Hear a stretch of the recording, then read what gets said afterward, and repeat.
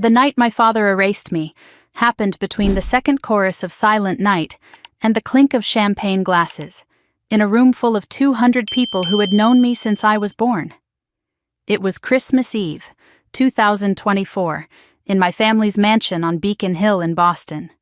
The air smelled of pine and roasted ham. A string quartet played softly near the grand staircase. Firelight danced across crystal glasses and polished silver. Everything was perfect. Everything was a performance. I was standing near the edge of the living room, holding a glass of mulled wine I had not sipped, when my father tapped his champagne flute with a silver spoon. The room fell silent. 200 faces turned toward him with smiles and expectation. He cleared his throat, looked out at his audience, and began the speech that would end with 4 words I will never forget. You should have never existed. I did not cry. I did not scream.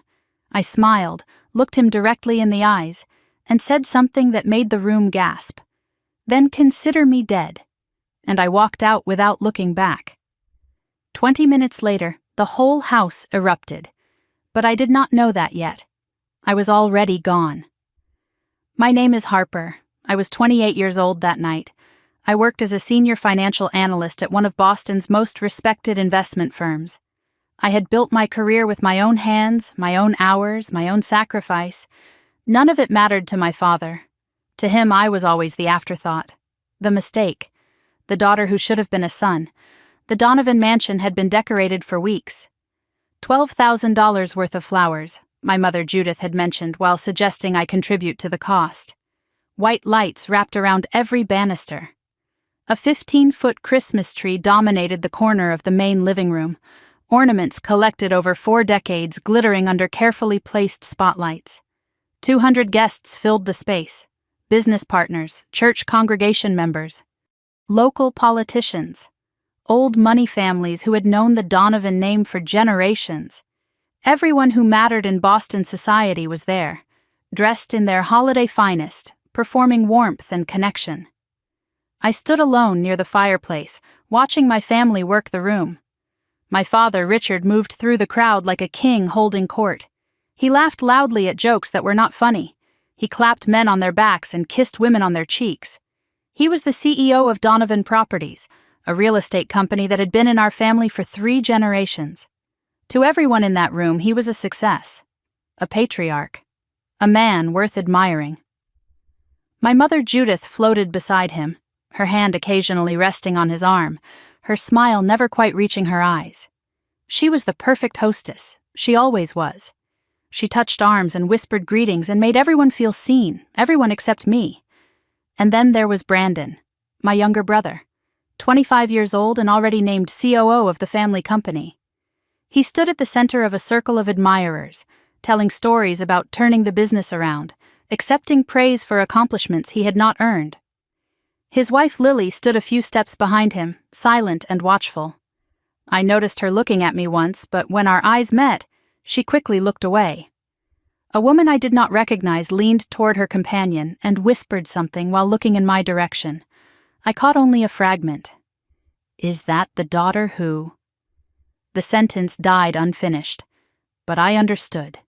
In this family, I was always the daughter who, the one who left, the one who did not fit, the one they discussed in half-sentences and meaningful glances. The string quartet shifted into a slow arrangement of "O Holy Night" as my father moved toward the center of the room. He tapped his glass again, and the conversations faded. My mother positioned herself beside him, her hand finding its familiar place on his arm. Brandon stepped forward, straightening his tie, preparing for his moment. I stayed where I was. My heart rate was already climbing, though I did not yet know why. My father began his speech with the usual words: family, legacy, gratitude. He thanked everyone for coming. He talked about the importance of tradition, of gathering, of supporting one another through the years. Then his voice shifted. He talked about challenges the company had faced, about difficult times 2 years ago that had tested them, about how they had emerged stronger. I knew what he was not saying. I knew the truth he would never speak aloud in this room. Then he turned to Brandon. He announced that his son would officially become CEO within 2 years. That Brandon had proven himself. That Brandon was the future of Donovan Properties. The room erupted in applause. Glasses were raised. Someone shouted to the Donovans, and 200 people echoed the toast. I watched my brother accept praise for work he had never done. I watched my father beam with pride at the son who had nearly destroyed everything. I watched my mother smile as if this narrative was truth instead of theater. And I said nothing. I had learned long ago that silence was safer. Brandon's eyes found me across the room. He smirked. The same smirk he had worn as a child when he broke my things and faced no consequences. The same smirk that said, "I know something you do not." I held his gaze until he looked away. The applause faded. Conversations resumed. I thought the worst was over. I was wrong. My father approached me 20 minutes later. His smile was still in place, but his eyes were cold. My mother followed close behind, her expression tight with something I recognized as warning. They stopped in front of me, close enough that nearby guests could hear every word. He said the family needed to show unity. He said it was time I did something useful. He said I should sign over my shares in Donovan Properties to Brandon.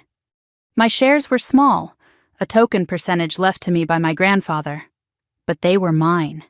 The only piece of the family legacy I had ever been given. I told him quietly that my shares were mine, and I would not be signing anything tonight. I suggested we discuss it privately after the holidays. His face changed. The performance dropped. He accused me of being selfish, jealous, difficult. He said I contributed nothing to the family. His voice rose with each accusation. People nearby stopped their conversations to listen. He said, "Everything we have given you, and this is how you repay us." I noticed my mother's hand trembling on his arm. Not from concern for me, from fear of a scene. I kept my voice steady. I said no. 3 letters. 1 word. Final. That was when he said it. His face twisted with something I had seen glimpses of my whole life, but never so naked, so public. He looked at me like I was not his daughter but an obstacle, a problem to be eliminated. And he said the words that changed everything.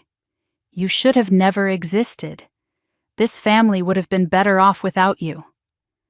The room went silent. The string quartet stopped mid-note. A woman near the fireplace gasped. Someone dropped a fork on a plate, and the clatter sounded like an explosion in the stillness. 200 people held their breath. I felt something shift inside me. Not break, shift. Like a lock clicking open after decades of being jammed. I had spent 28 years trying to earn a place in this family, sending money, keeping quiet, making myself small. And here was the truth, finally spoken aloud. I was not wanted. I had never been wanted. I had simply been tolerated. The realization did not destroy me. It freed me. I did not cry. I did not argue. I smiled, small, steady, real. Then consider me dead. My voice was clear enough for everyone to hear. I set down my untouched wine glass on the nearest table. I walked to the coat rack near the front door. I put on my coat slowly, deliberately, aware of every eye in the room following me. My heels clicked against the marble floor, the only sound. I opened the front door. Cold December air rushed in, carrying snowflakes that melted on the threshold. I stepped outside without looking back. The door closed behind me. I did not know that I had left my handbag on the sofa near the entrance. I did not know that inside that bag were documents that would change everything. I did not know that in 20 minutes someone would find them, and the room I had just left would erupt into chaos. I only knew one thing as I walked toward my car, snow falling gently on my shoulders, the sounds of the party muffled behind me. I was finally free, and freedom, I would soon learn, has a price. One my family was about to pay. I learned what happened next from Lily. Weeks later, over coffee in a quiet corner of a Back Bay cafe, she told me everything. Her voice still trembled as she described it, her hands wrapped around her cup like she was holding onto something solid in a world that had shifted beneath her feet. She said she would never forget the 20 minutes after I walked out that door. Neither would anyone else who was there. The party tried to resume. That was what she told me first. My father laughed too loudly at something no one had said. He waved his hand dismissively and announced to the guests nearest him that it was just family drama. You know how daughters can be. Some people laughed nervously, others exchanged glances that said more than words ever could. My mother circulated through the room, touching arms, whispering reassurances. She has been under so much stress lately. The holidays are difficult for her, excuses wrapped in concern, designed to rewrite what 200 people had just witnessed. Brandon stood near the bar, drinking whiskey faster than he should have. Lily said his smirk had faded the moment the door closed behind me. Something harder had taken its place. He kept glancing toward the entrance, as if expecting me to return and apologize, to take back what I had said, to resume my role as the family disappointment who never caused real trouble. But the door stayed closed. I did not come back. The string quartet started playing again, but the music felt wrong now, forced. Guests began making excuses. Long drive tomorrow, children waiting at home, early morning obligations. The party was dying and everyone knew it. They had come to celebrate the Donovan family. Instead, they had witnessed its fracture. Lily stood apart from the others, watching. She had not said a word since I left, but her eyes kept drifting to something on the sofa near the entrance. A handbag. Navy leather, simple and elegant. She recognized it as mine. She walked over and picked it up. Her first thought was practical. I might need my phone, my keys. She could set it aside somewhere safe, maybe give it to my mother to return later. She unzipped it and looked inside.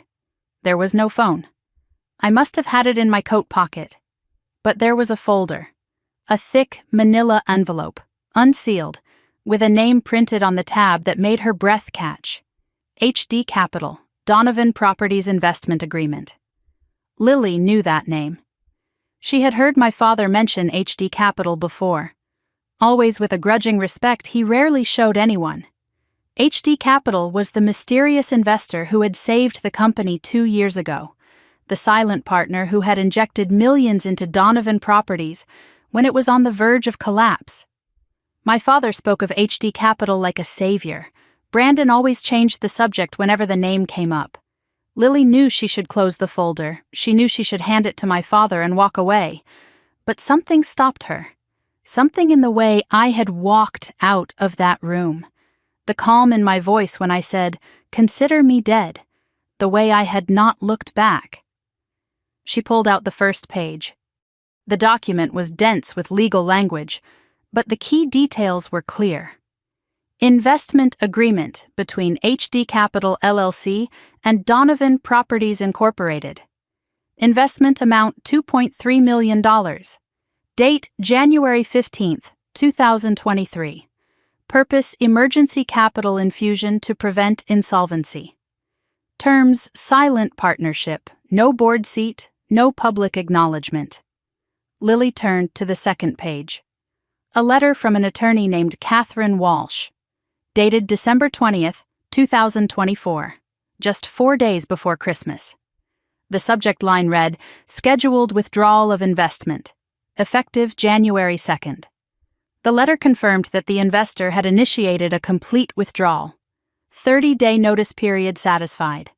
Withdrawal to be executed on January 2nd, 2025. Lily's hands were shaking now. She turned to the third document, a single page, handwritten. She recognized my handwriting from birthday cards and sympathy notes, neat, controlled. The words were clearly a draft, never finished, never sent. To the family who wished I had never existed. I saved you once. You used that time to erase me further. Consider this my final goodbye." Lily looked up from the papers. Across the room, my father was laughing at something a guest had said, completely unaware that his empire was built on borrowed time. Borrowed from the daughter he had just told should never have existed. She did not have long to process what she had found. My father noticed her sitting on the sofa. He broke away from his conversation and walked toward her, irritation in his stride. His voice was sharp. "Lily, what are you doing sitting down? We have guests." Then he saw the folder in her hands. His eyes narrowed. "What is that?" Lily hesitated. 1 heartbeat. 2. She could lie. She could hide the documents. She could protect the illusion for a little longer. But something in her refused. The same something I had awakened when I walked out that door. I found Harper's bag. There were documents inside. Her voice was steady, though her heart was pounding. "I think you need to see this." She held out the folder. My father snatched it from her hands. He flipped it open impatiently. His eyes scanned the first page, then the second. His face changed. The color drained from his cheeks. His jaw tightened until the muscles stood out like cables. He read it again, as if the words might rearrange themselves into something less devastating. They did not. His hands began to shake. "Who the hell is HD Capital?" His voice came out as a whisper, broken and foreign. But he already knew. Lily could see it in his eyes. The initials had been there all along.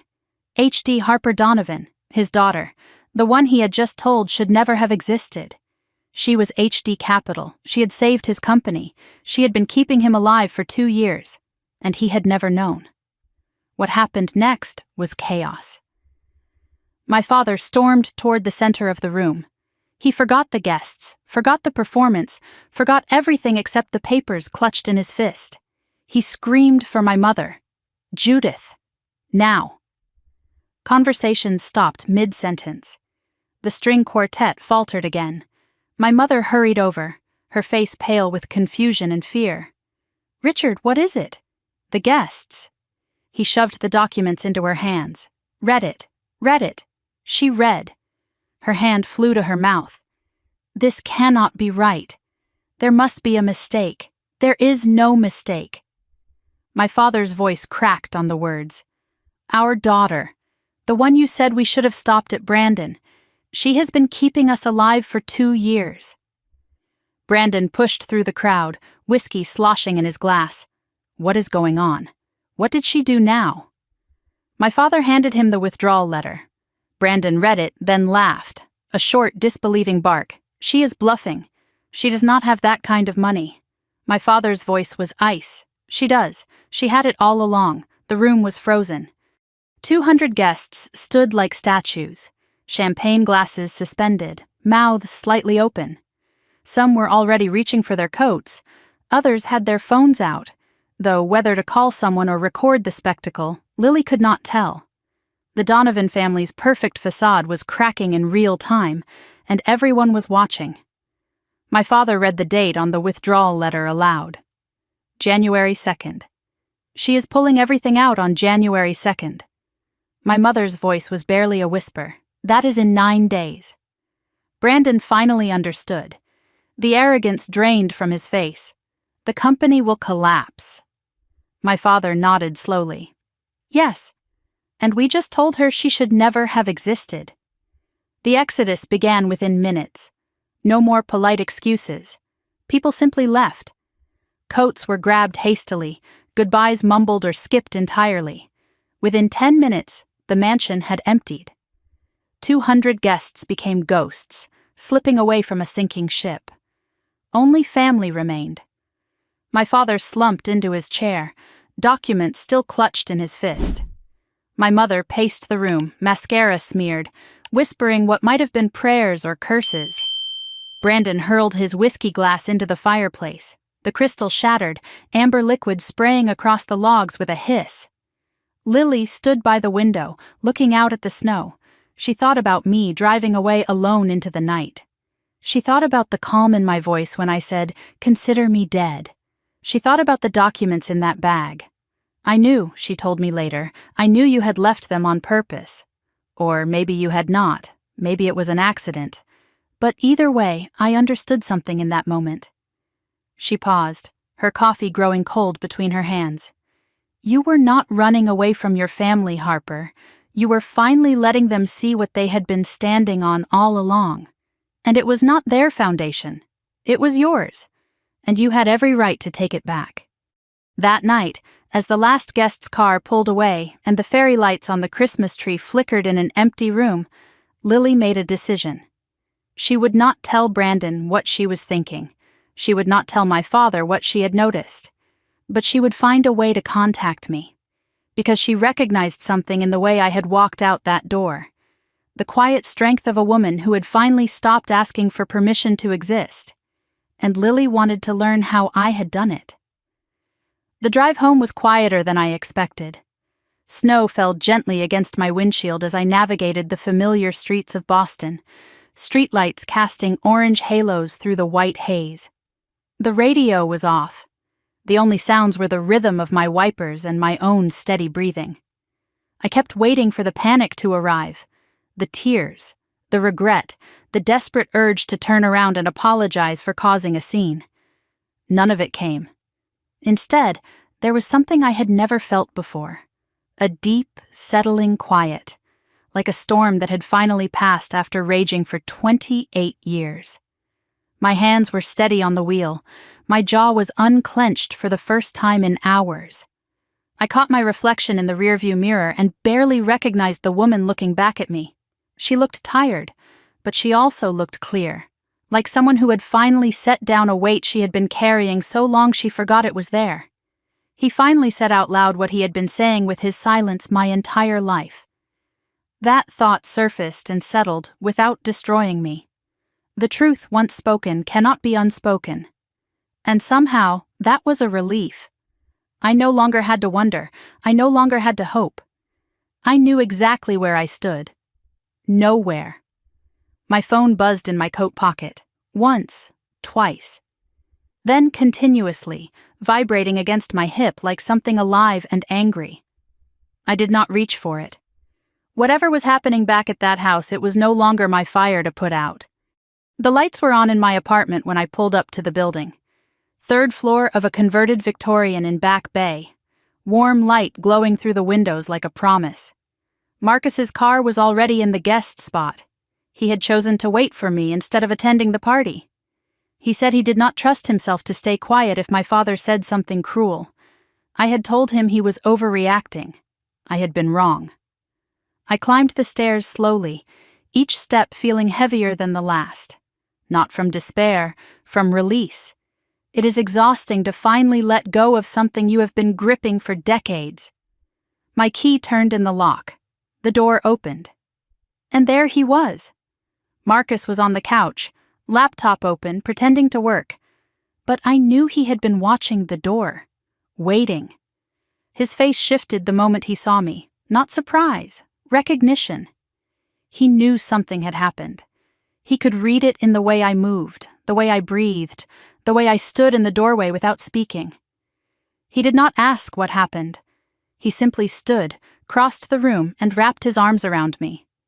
He held me in silence for a long moment, his heartbeat steady against my cheek, his warmth seeping through my coat. Then, softly, he said I made tea. It is still warm. I leaned into him and let myself be held. I breathed, really breathed. For the first time that night. Then I pulled back and looked at his face.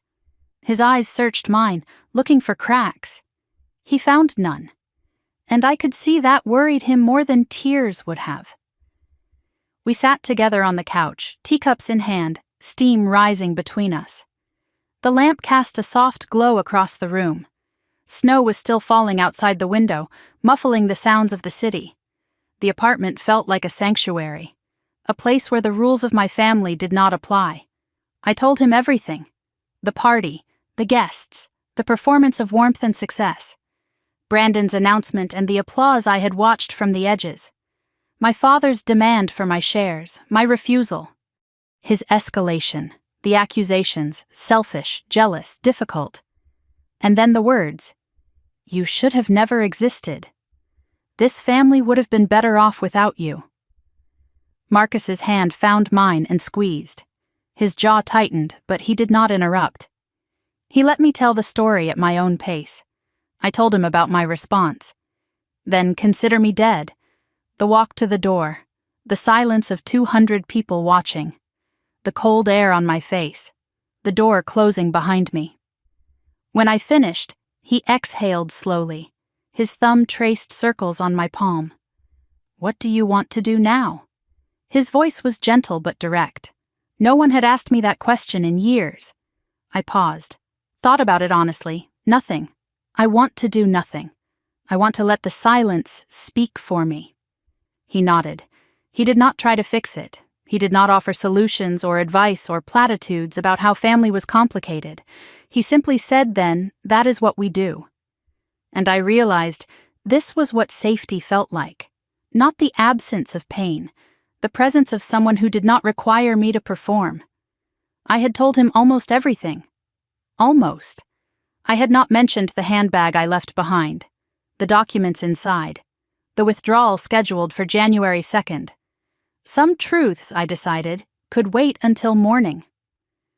My phone was vibrating on the kitchen counter where I had left it. It had not stopped since I walked in the door. The screen lit up continuously with calls, texts, notifications, a chorus of demands from people who had not spoken to me in months, suddenly desperate to reach me. I walked to the counter, picked up the phone, did not look at the messages. One by one, I blocked numbers. Richard Donovan, blocked. Judith Donovan, blocked. Brandon Donovan, blocked. Each tap felt like a door closing. And for once, I was the one holding the key. Marcus watched from the couch. He did not tell me to reconsider. He did not suggest I might regret it. He simply witnessed me reclaiming my peace. I set the phone face down on the counter and returned to the couch. The buzzing continued, muffled now. I ignored it completely. 23 missed calls, 41 text messages. I did not read a single one. I already knew what they would say, and for the first time in my life, I did not care. Later, sitting in the quiet with Marcus beside me, my hand drifted to the locket at my throat. An old habit, a comfort. The locket had been my grandmother's. Eleanor Whitmore Donovan, the only person in my family who ever truly saw me. The memory surfaced unbidden. I was 10 years old. Summer afternoon at grandmother's house on Cape Cod. Ocean breeze drifting through open windows. The smell of lavender and old books. I was crying in the sunroom. Grandmother Eleanor found me there, her footsteps soft on the wooden floor. She sat beside me without asking what was wrong. She waited until I was ready to tell her. Brandon broke my science project, the one I had worked on for 3 weeks. I was supposed to present it at school tomorrow. Mom said, "Let it go, he is just a boy." Dad said, "Stop being so dramatic." No one punished Brandon. No one even apologized. Grandmother took my hands in hers. Her skin was soft, thin with age, but her grip was firm. She looked into my eyes with full attention, the way no one else in my family ever did. "Harper, listen to me. You are not too much. You are not too sensitive. You are exactly right. The people who cannot see your worth are the ones with limited vision, not you." Then she did something I have never forgotten. She reached behind her neck and unclasped the locket she had worn for 50 years, the one her mother had given her. She placed it around my neck and fastened it gently.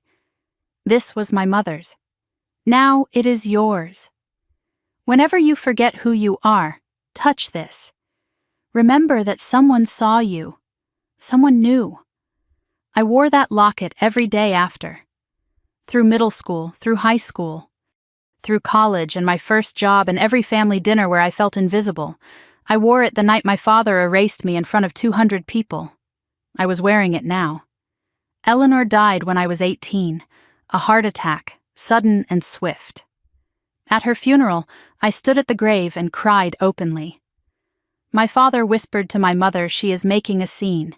Can she not control herself?" I heard every word. The family said there was no will, no inheritance. Eleanor's estate had gone to medical bills and taxes. There was nothing left. I believed them. I was too deep in grief to question it. But grandmother had promised to take care of me. "I have made arrangements," she said, weeks before she died. Arrangements that never came. Or so I had believed. Until a lawyer named Catherine Walsh found me 2 months ago. The memories kept coming. 12 years old. I won the regional spelling bee. At dinner that night, the conversation centered entirely on Brandon's soccer tryout. No one mentioned the trophy in my bag.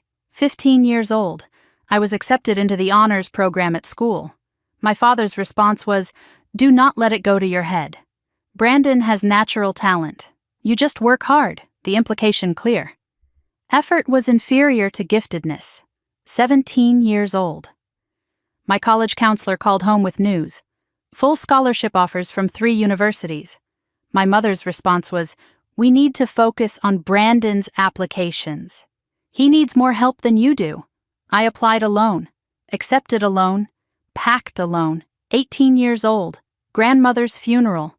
The only one who ever saw me, gone. Every milestone erased, every achievement minimized, every tear criticized. I spent 18 years learning one lesson. I did not matter. It took another 10 years to unlearn it. I opened my eyes. Marcus was watching me quietly. I had been silent for several minutes, lost in memory.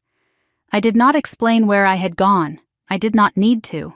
He knew enough. He saw enough. "Are you okay?" His voice was soft. A simple question. Everyone asks it. But Marcus meant it differently.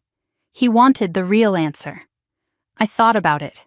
I did not perform. I did not deflect. For the first time, I said slowly, "Yes, I think I am." He pulled me closer. His arms wrapped around me like a promise. He said out loud what I always knew he felt. And instead of destroying me, it set me free. I spent 28 years trying to earn a place that was never offered. Tonight, I stopped trying. Marcus pressed his lips to my hair. Then tonight is the beginning, not the end. I rested my head on his shoulder. Snow continued falling outside. The phone had finally gone silent. Perhaps they had given up. Perhaps the battery had died. I did not check. I closed my eyes, grandmother's locket warm against my chest. I had walked into that party as the daughter who was never enough. I walked out as a woman who finally knew her own worth. The family I was born into had rejected me. But sitting here, in the warmth of a home I had built myself, beside a man who chose me without conditions, I understood something my father never would. Family is not blood. Family is who stays when staying is a choice. And Marcus had chosen to stay. Christmas morning arrived without fanfare. I woke before dawn in my quiet apartment. Gray winter light filtering through the curtains. Marcus still asleep beside me.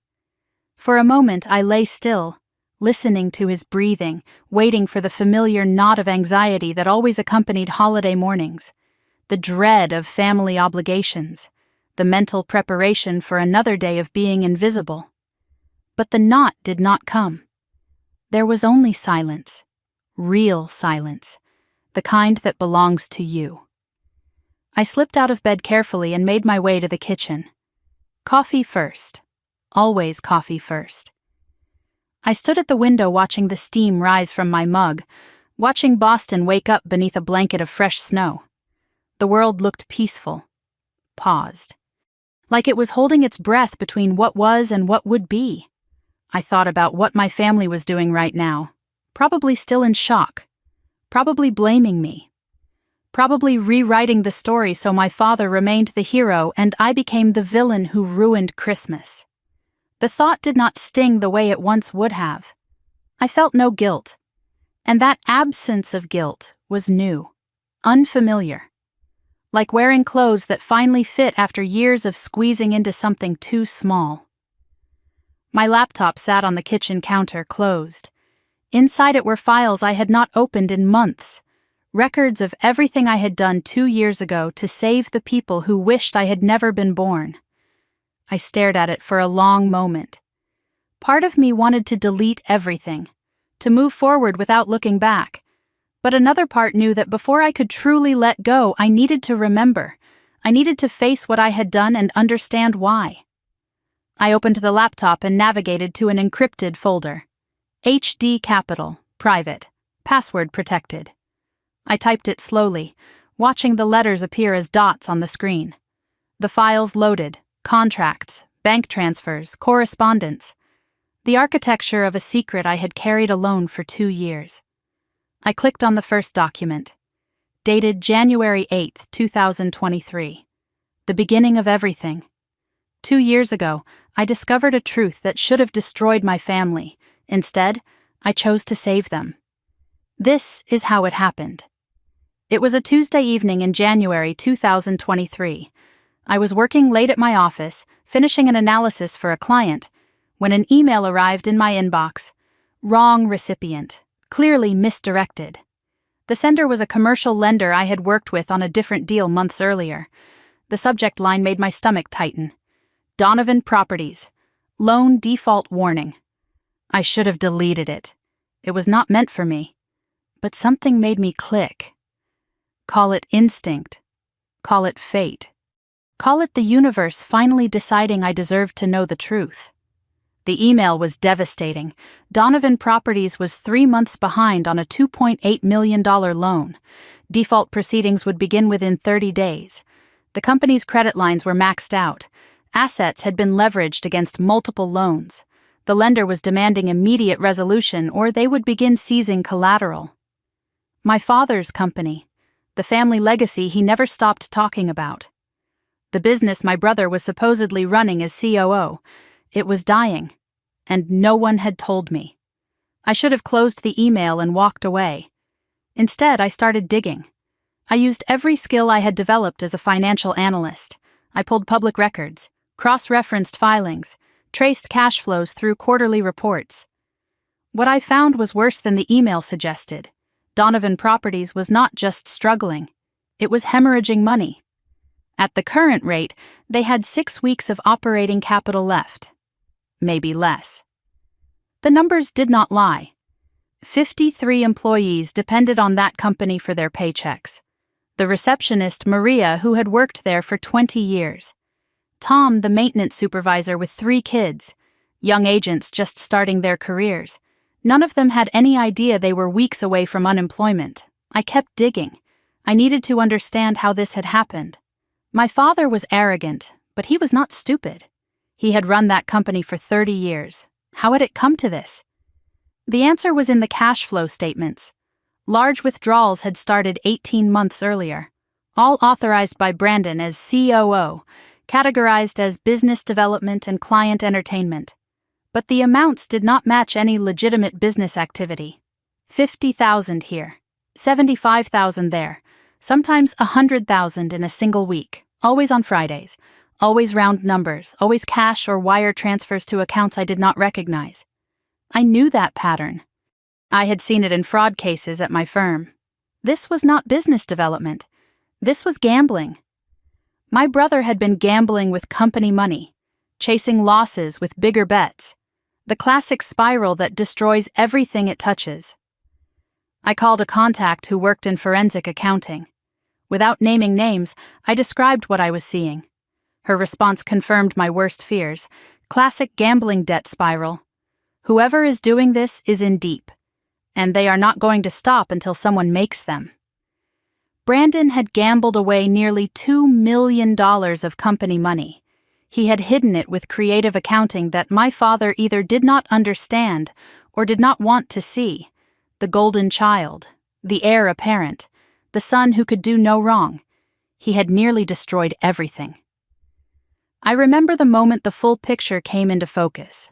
I was sitting in my apartment at 3 a.m, surrounded by printouts and notes, and I threw up. Twice. Not from fear. From the weight of knowing something I could never unknow. I had options. I could do nothing. Let the company fail. Watch my family face the consequences of their own choices. There was a certain justice in that. They had never valued me. Why should I save them? Or I could tell my father the truth. Expose Brandon. Become the messenger who delivered news no one wanted to hear. But I knew how that would end. My father would find a way to blame me. He always did. The family would close ranks around Brandon. They always did. And I would be cast out for daring to speak the truth. There was a third option. One that made no logical sense. One that went against every instinct for self-preservation I had developed over 28 years of being dismissed and diminished. I could save them. quietly, anonymously, without ever letting them know. I kept coming back to the 53 employees. Maria with her kind smile and her 20 years of loyal service. Tom, who coached Little League on weekends and always asked about my day when I visited the office. The young agents with student loans and apartment leases and dreams they were building one commission at a time. None of them had caused this disaster. All of them would suffer for it. Could I watch innocent people lose their jobs just to punish a family that never valued me? Could I let 53 families face financial ruin because my father and brother were too proud and too reckless to see what they had done? The answer came to me as the sun rose over Boston. I could not save my family, but I could save the people they would have destroyed. I created HD Capital LLC within a week. The initials were a private joke. Harper Donovan, hiding in plain sight. I hired an attorney outside Boston, someone with no connection to my family. All communications would go through her. My name would appear nowhere in public documents. HD Capital would be a ghost that wrote very real checks. The investment was $2.3 million. My entire life savings. $800,000 I had scraped together over years of careful living and smart investments, plus a loan against my future earnings. $1.5 million that I would spend a decade paying back. I did it anyway. I insisted on specific terms. No board seat. No public acknowledgement. But one clause was non-negotiable. Full withdrawal rights with 30 days' notice. My attorney asked why. I told her it was insurance, in case they proved me right about them. The wire transfer went through on February 1st, 2023. $2.3 million. My entire financial future sent to save people who had never sent me so much as a thank you card. The confirmation email arrived at 3:47 in the afternoon. I stared at it for an hour. Then I deleted it and went back to work. 1 month later, I attended a family dinner. My father was in an expansive mood, cheerful, boastful. The crisis had passed, and he had already rewritten the story in his head. We secured a major investor, he announced over roast beef and red wine. HD Capital. Very private, very serious money. I always knew the company was solid, just needed the right people to see it. Brandon raised his glass, relief barely hidden beneath his smirk. My mother smiled and nodded. The golden child had been saved, and no one needed to know how close he had come to destroying everything. I sat at the table and ate quietly. Brandon talked about his turnaround strategy. My father praised his steady hand during tough times. Not once did either of them look at me. Not once did anyone mention the near collapse or ask how close they had come to losing everything. They toasted Brandon that night. They called him a hero. I smiled and said nothing, the taste of sacrifice bitter on my tongue. I had saved them all, and they had thanked my brother. That was the night I understood. Gratitude would never come from this family. Only the truth could set me free. And the truth had a deadline. I closed the laptop as Marcus appeared in the kitchen doorway, sleepy-eyed and rumpled. He walked over and wrapped his arms around me from behind, kissed my hair. You are up early. Old habits. He saw the laptop, the encrypted folder still visible on the screen. He knew about HD Capital. I had told him 6 months ago. He was the only person in the world who knew the full truth. Having second thoughts, he asked. I closed the laptop gently. No, I gave them 2 years.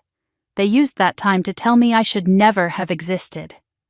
I paused, feeling the weight of my own words. January 2nd is not revenge. It is just the end of pretending. Marcus nodded. He understood.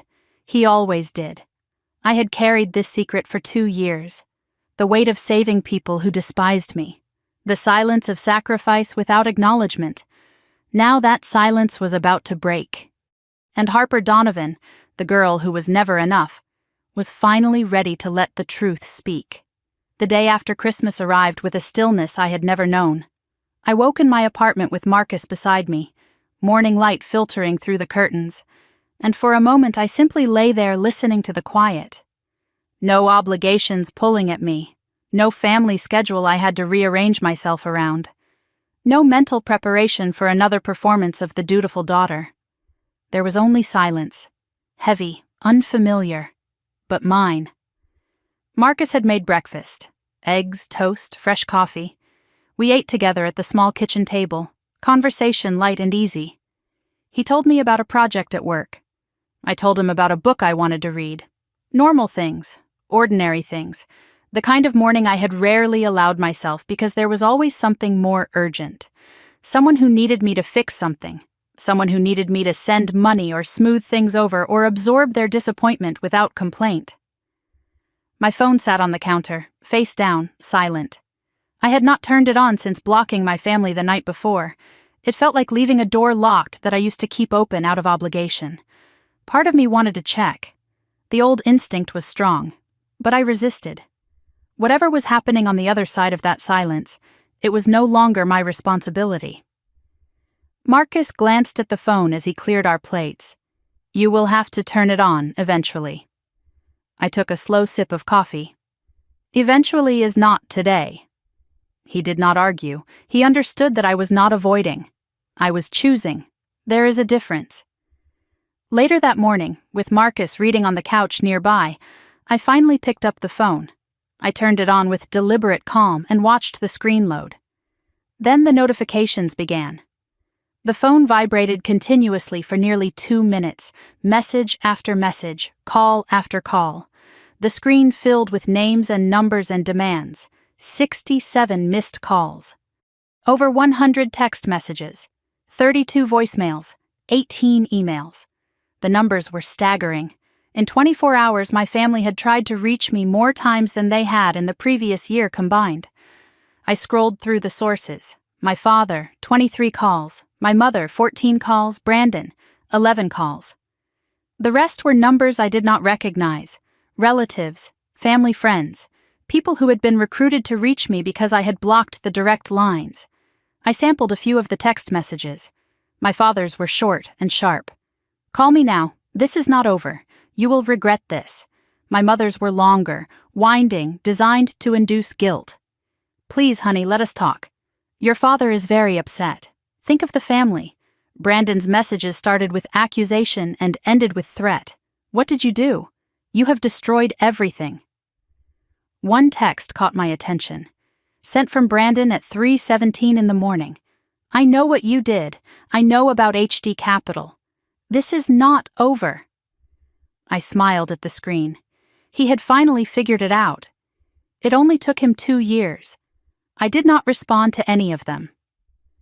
I archived the messages and set the phone back on the counter. My hands were steady. My breathing was calm.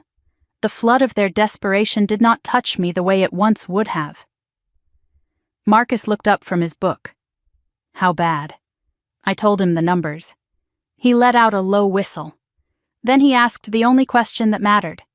"How do you feel?" I considered it honestly. "Clear. I feel clear." I decided to listen to the voicemails. Not to torture myself. To document. If this escalated further, I might need evidence. I put in my earbuds and pressed play. My father's first message was barely contained rage. Recorded at 11:47 on Christmas Eve, less than an hour after I left. "You think you can just walk out? You think this is over? Call me back. Now." His second message came at 2:15 in the morning. His words slurred slightly. He had been drinking. "HD Capital. You thought we would not figure it out. You have been lying to us for 2 years. The third message was colder. Calculated. Recorded at 9:30 Christmas morning. My lawyers will be in touch. You cannot withdraw that investment. There are contracts. There are consequences. My mother's voicemail was a masterpiece of manipulation. She cried throughout. "I do not understand why you are doing this to us. After everything we have given you. Please, Harper, do not destroy this family." Brandon's message was pure venom, recorded late on Christmas night. "You think you are so smart.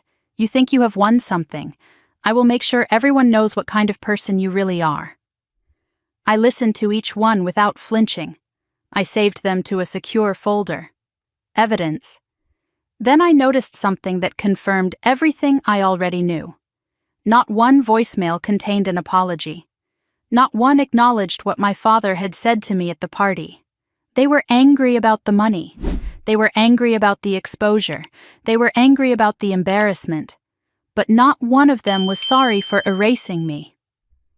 I went to work that afternoon. The office was quiet, skeleton staff between the holidays, but the normalcy felt grounding. At my desk, I was not the daughter who had been publicly disowned.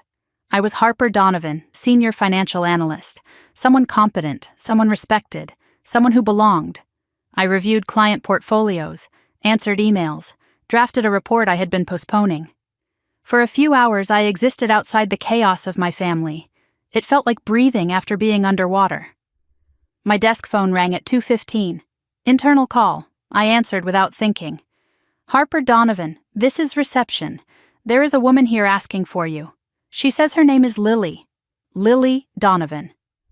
I froze.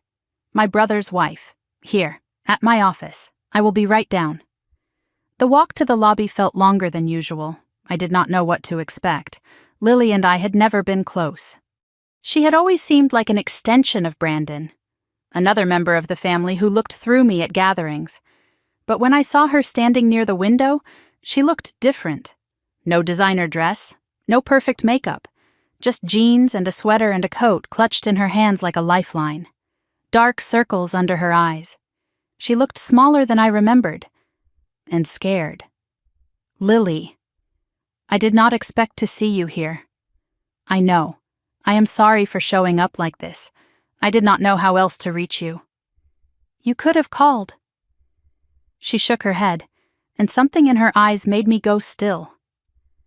Brandon monitors my phone. That statement landed like a stone in water, ripples spreading outward. I had suspected Brandon was controlling, but hearing it confirmed shifted something in my understanding. Let us go somewhere we can talk. I led her to a small conference room and closed the door. We faced each other across a narrow table. Two women connected by a family that had damaged them both. I found your bag, Lily said. I was the one who opened it. She paused, swallowing hard.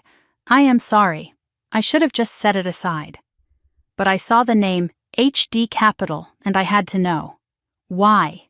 Because I have been watching this family lie for 3 years, and I needed to know if someone else saw it too. I studied her face, the trembling in her hands, the way she held herself like someone expecting to be struck. I recognized that posture. I had worn it myself for most of my life. Lily, why are you really here? She took a breath. The words came slowly at first, then faster, like water breaking through a dam. She told me she had married Brandon 3 years ago. At first, he was charming, attentive, generous. Then the control started, slowly, gradually.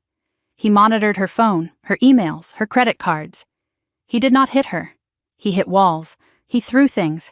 He told her she was lucky he tolerated her. His family knew. They pretended they did not. I stayed because I thought it would get better, she said. I thought I could fix it.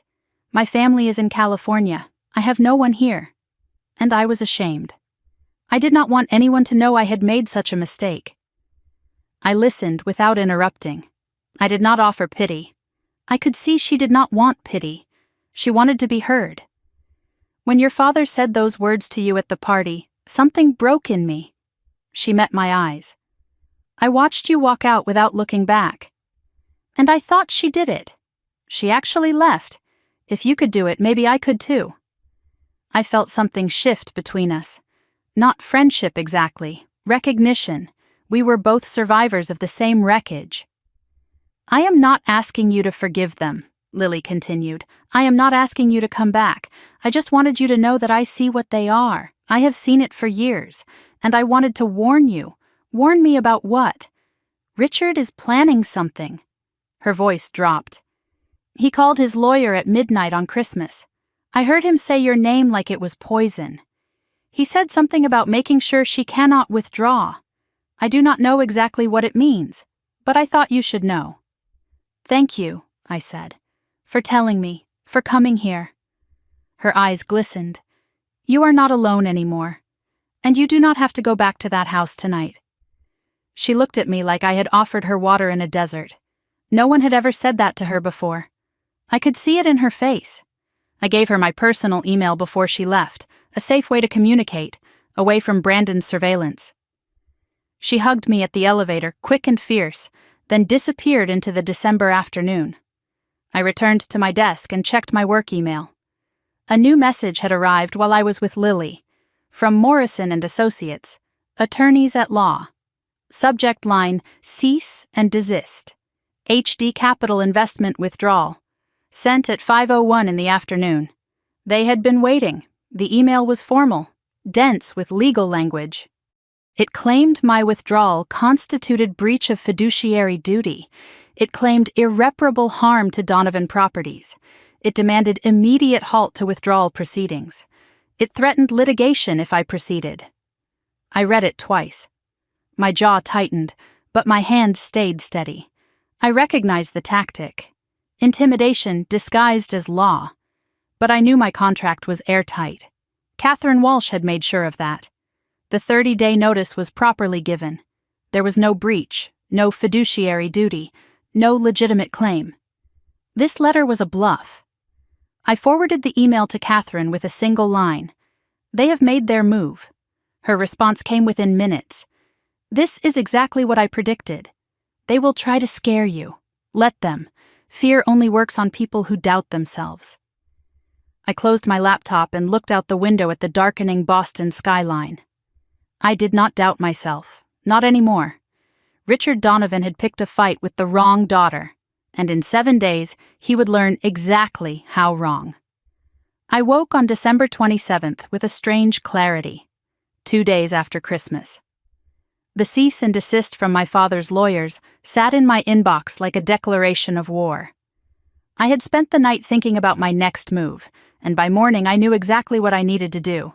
I was done playing defense. It was time to go on offense. I called Catherine Walsh at 8 in the morning. She answered on the second ring, her voice alert and sharp despite the early hour.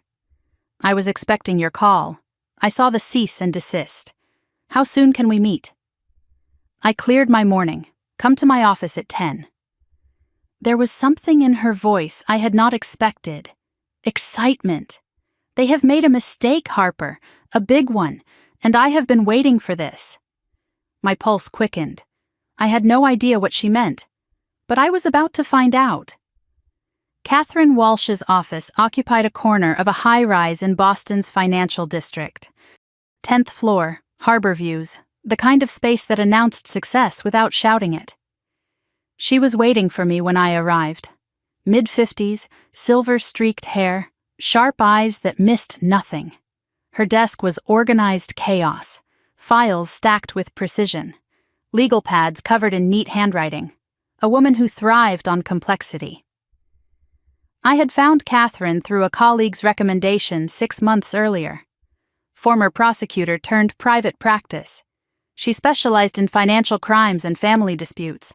When I first told her my story, she had taken my case pro bono. "I hate bullies," she said simply, "and your family sounds like a collection of them." She gestured for me to sit across from her, not behind her desk. Equal seating, a deliberate choice. The cease and desist letter lay on the table between us. Catherine picked it up and waved it dismissively. "This is garbage, legal theater. They have no standing." She broke it down for me piece by piece. HD Capital's contract was ironclad. The 30-day notice had been properly executed. Breach of fiduciary duty did not apply because I was an investor, not a fiduciary. My father's lawyers were bluffing, hoping I would blink, hoping I was still the compliant daughter who backed down at the first sign of conflict. "We do not respond to this letter," Catherine said. "We do not engage with their narrative. Instead, we go on offense." "What do you mean?" She leaned forward, eyes sharp with something that looked like anticipation. She opened a drawer and pulled out a thick manila folder. The tab read, "Eleanor Whitmore Donovan. Testamentary Trust." I stopped breathing. Eleanor Whitmore. Donovan, my grandmother's full name. Before we talk about HD Capital, Catherine said, we need to talk about your inheritance. The folder felt heavy in my hands when she slid it across the desk. I opened it slowly, not sure what I was about to find. The first document was dense with legal language, but the key details were clear. Eleanor Whitmore, Donovan Living Trust. Dated March 2014. Trust amount $800,000. Beneficiary Harper Elizabeth Donovan. Trustee Richard Allen Donovan. Distribution date upon beneficiary's 21st birthday. I did the math in my head. My grandmother created this trust in 2014. She died in 2015. I turned 21 in 2017. That was 7 years ago. The trust should have been distributed 7 years ago. It never was. I do not understand. My voice came out barely above a whisper. My father said there was no inheritance. He said grandmother's estate went to medical bills and taxes. He said there was nothing left. Catherine's expression hardened. He lied. The trust was separate from the estate. As trustee, he had a legal obligation to inform you and distribute the funds on your 21st birthday. He did neither. She let that sink in before continuing. Harper, this is fraud. This is theft. This is potentially criminal. I stared at the number on the document. $800,000. With 7 years of interest, Catherine explained, the current value was approximately $920,000. I thought about my student loans. $42,000 I had paid off by myself, pinching pennies, skipping vacations, saying no to everything that was not essential. I thought about the loan I took to save my father's company. $1.5 million I would spend a decade repaying. I thought about every Christmas I had struggled to afford gifts for a family that wished I had never existed, and all along my father had been sitting on nearly $1 million that belonged to me. Catherine pulled more documents from the folder. She explained how she had found the trust. When I first mentioned my grandmother Eleanor in our initial meeting, Catherine had done routine due diligence.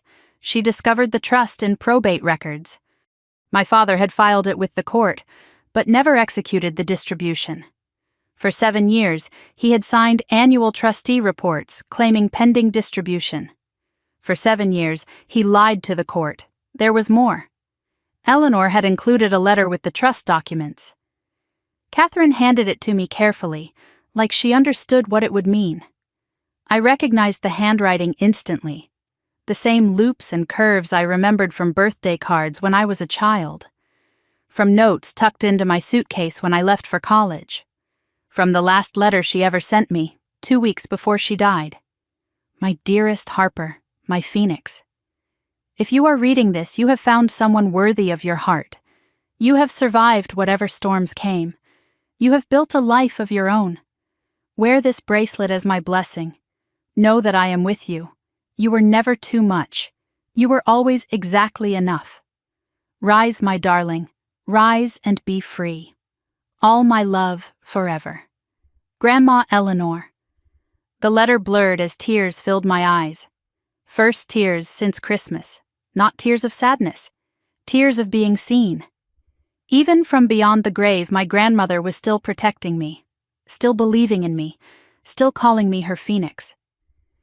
The letter ended with a single line that made my heart stop. If this trust is not distributed on your 21st birthday, something has gone wrong. Find a lawyer you trust. And know that everything I feared about your father was true. She knew. Eleanor knew what my father was. She had tried to protect me even then. Catherine gave me a moment to compose myself before explaining our options. We had 2 paths forward: criminal complaint for breach of fiduciary duty and fraud, or civil lawsuit to recover the trust plus damages, or both. The stakes for my father were severe. Criminal charges could mean prosecution. A civil judgment could force liquidation of assets. Combined with the HD Capital withdrawal, Donovan Properties could not survive. His reputation would be destroyed. "What do you want to do?" Catherine asked. I thought about the question carefully. I thought about revenge versus justice, about what Eleanor would have wanted. I want what is mine. The trust, with interest. I want the withdrawal from HD Capital to proceed as scheduled, and I want him to know that I know. That is punishment enough. Catherine nodded. Then let us begin. She started drafting the demand letter while I watched. Addressed to Richard Allen Donovan. Subject line: formal demand. Breach of fiduciary duty, fraudulent concealment, and misappropriation of trust assets. I felt no guilt, only clarity. I returned to work that afternoon. Wellington Partners was quiet between the holidays, but something felt different the moment I walked in. Colleagues glanced at me, then looked away. Conversations stopped when I passed. The receptionist's smile seemed strained. My instincts flared. I knew this feeling. Something had happened. My boss appeared at my desk within the hour. David Patterson. Distinguished, gray-haired, the kind of man who had seen everything in 40 years of finance. He asked if he could see me in his office. His tone was careful, neutral, the tone people use for difficult conversations. His office door closed behind me. He did not sit behind his desk. He sat beside me. "Harper, I need to ask you something directly. Have you had a mental health crisis recently?" The question hit like cold water. Patterson explained. Someone had called the firm's human resources department. Anonymous tip. The caller claimed I was unstable and potentially dangerous. They suggested the firm verify my mental fitness. The call came from a Boston area code. I kept my voice steady. "Mr. Patterson, I have never had a mental health crisis. My family is attempting to discredit me because of a financial dispute.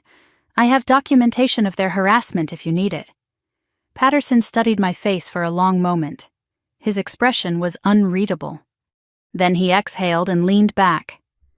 "I believe you. I have seen this before, families who weaponize institutions against their own." He paused and his voice softened. "My sister went through something similar. She did not survive it." The words hung in the air between us. "You will. I will make sure of it." He told me what he had done. The anonymous call had already been flagged as suspicious. HR had been instructed to document but not investigate. Wellington Partners did not act on anonymous character assassinations. They valued evidence, not gossip. Then he told me something I did not expect. I was being considered for partner. The decision would come in January. He was telling me because he wanted me to know that I had earned it, that I should not let anyone make me think otherwise. Partner, the position I had worked toward for 6 years, the validation I had never received from my family, coming from colleagues who judged me by my work, not my bloodline. "Document everything your family is doing," Patterson said. "Keep records. If they escalate, we will support you legally if needed. This firm protects its own." I walked back to my desk feeling something I had not felt in years. Belonging. Not because I had earned it through sacrifice or silence, because I had built something real, a career, a reputation, a life that stood on its own merit. My father could spread all the lies he wanted. He could call every institution in Boston, but he could not erase what I had built. And in 5 days, when January 2nd arrived, he would learn that the daughter he dismissed had been the only thing standing between him and ruin. The countdown had begun. December 29th arrived with a strange stillness. 4 days until January 2nd.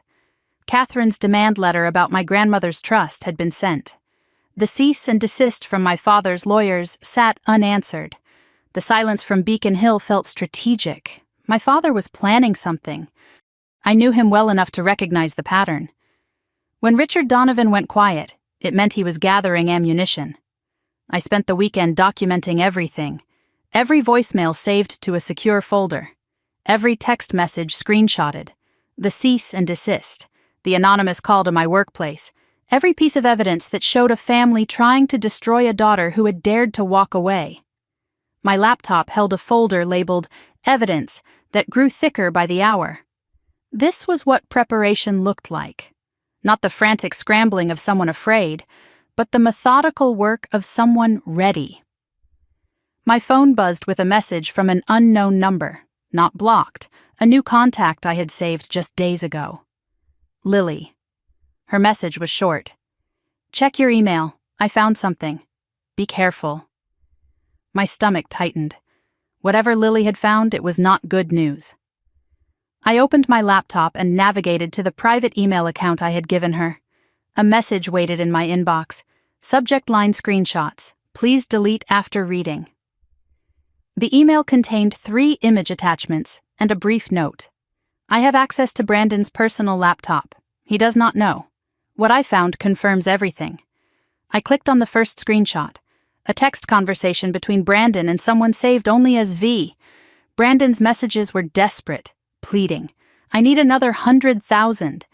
I can get it back this time. The response was cold. You are already in for $350. No more credit until you pay. Brandon again. Give me until January. I will have access to new funds. $350,000. My brother owed $350,000 to people who clearly did not accept excuses. The second screenshot made my blood run cold. An email draft from Brandon's sent folder. The recipient was an address I did not recognize, but the subject line told me everything. Rush order, signature samples attached.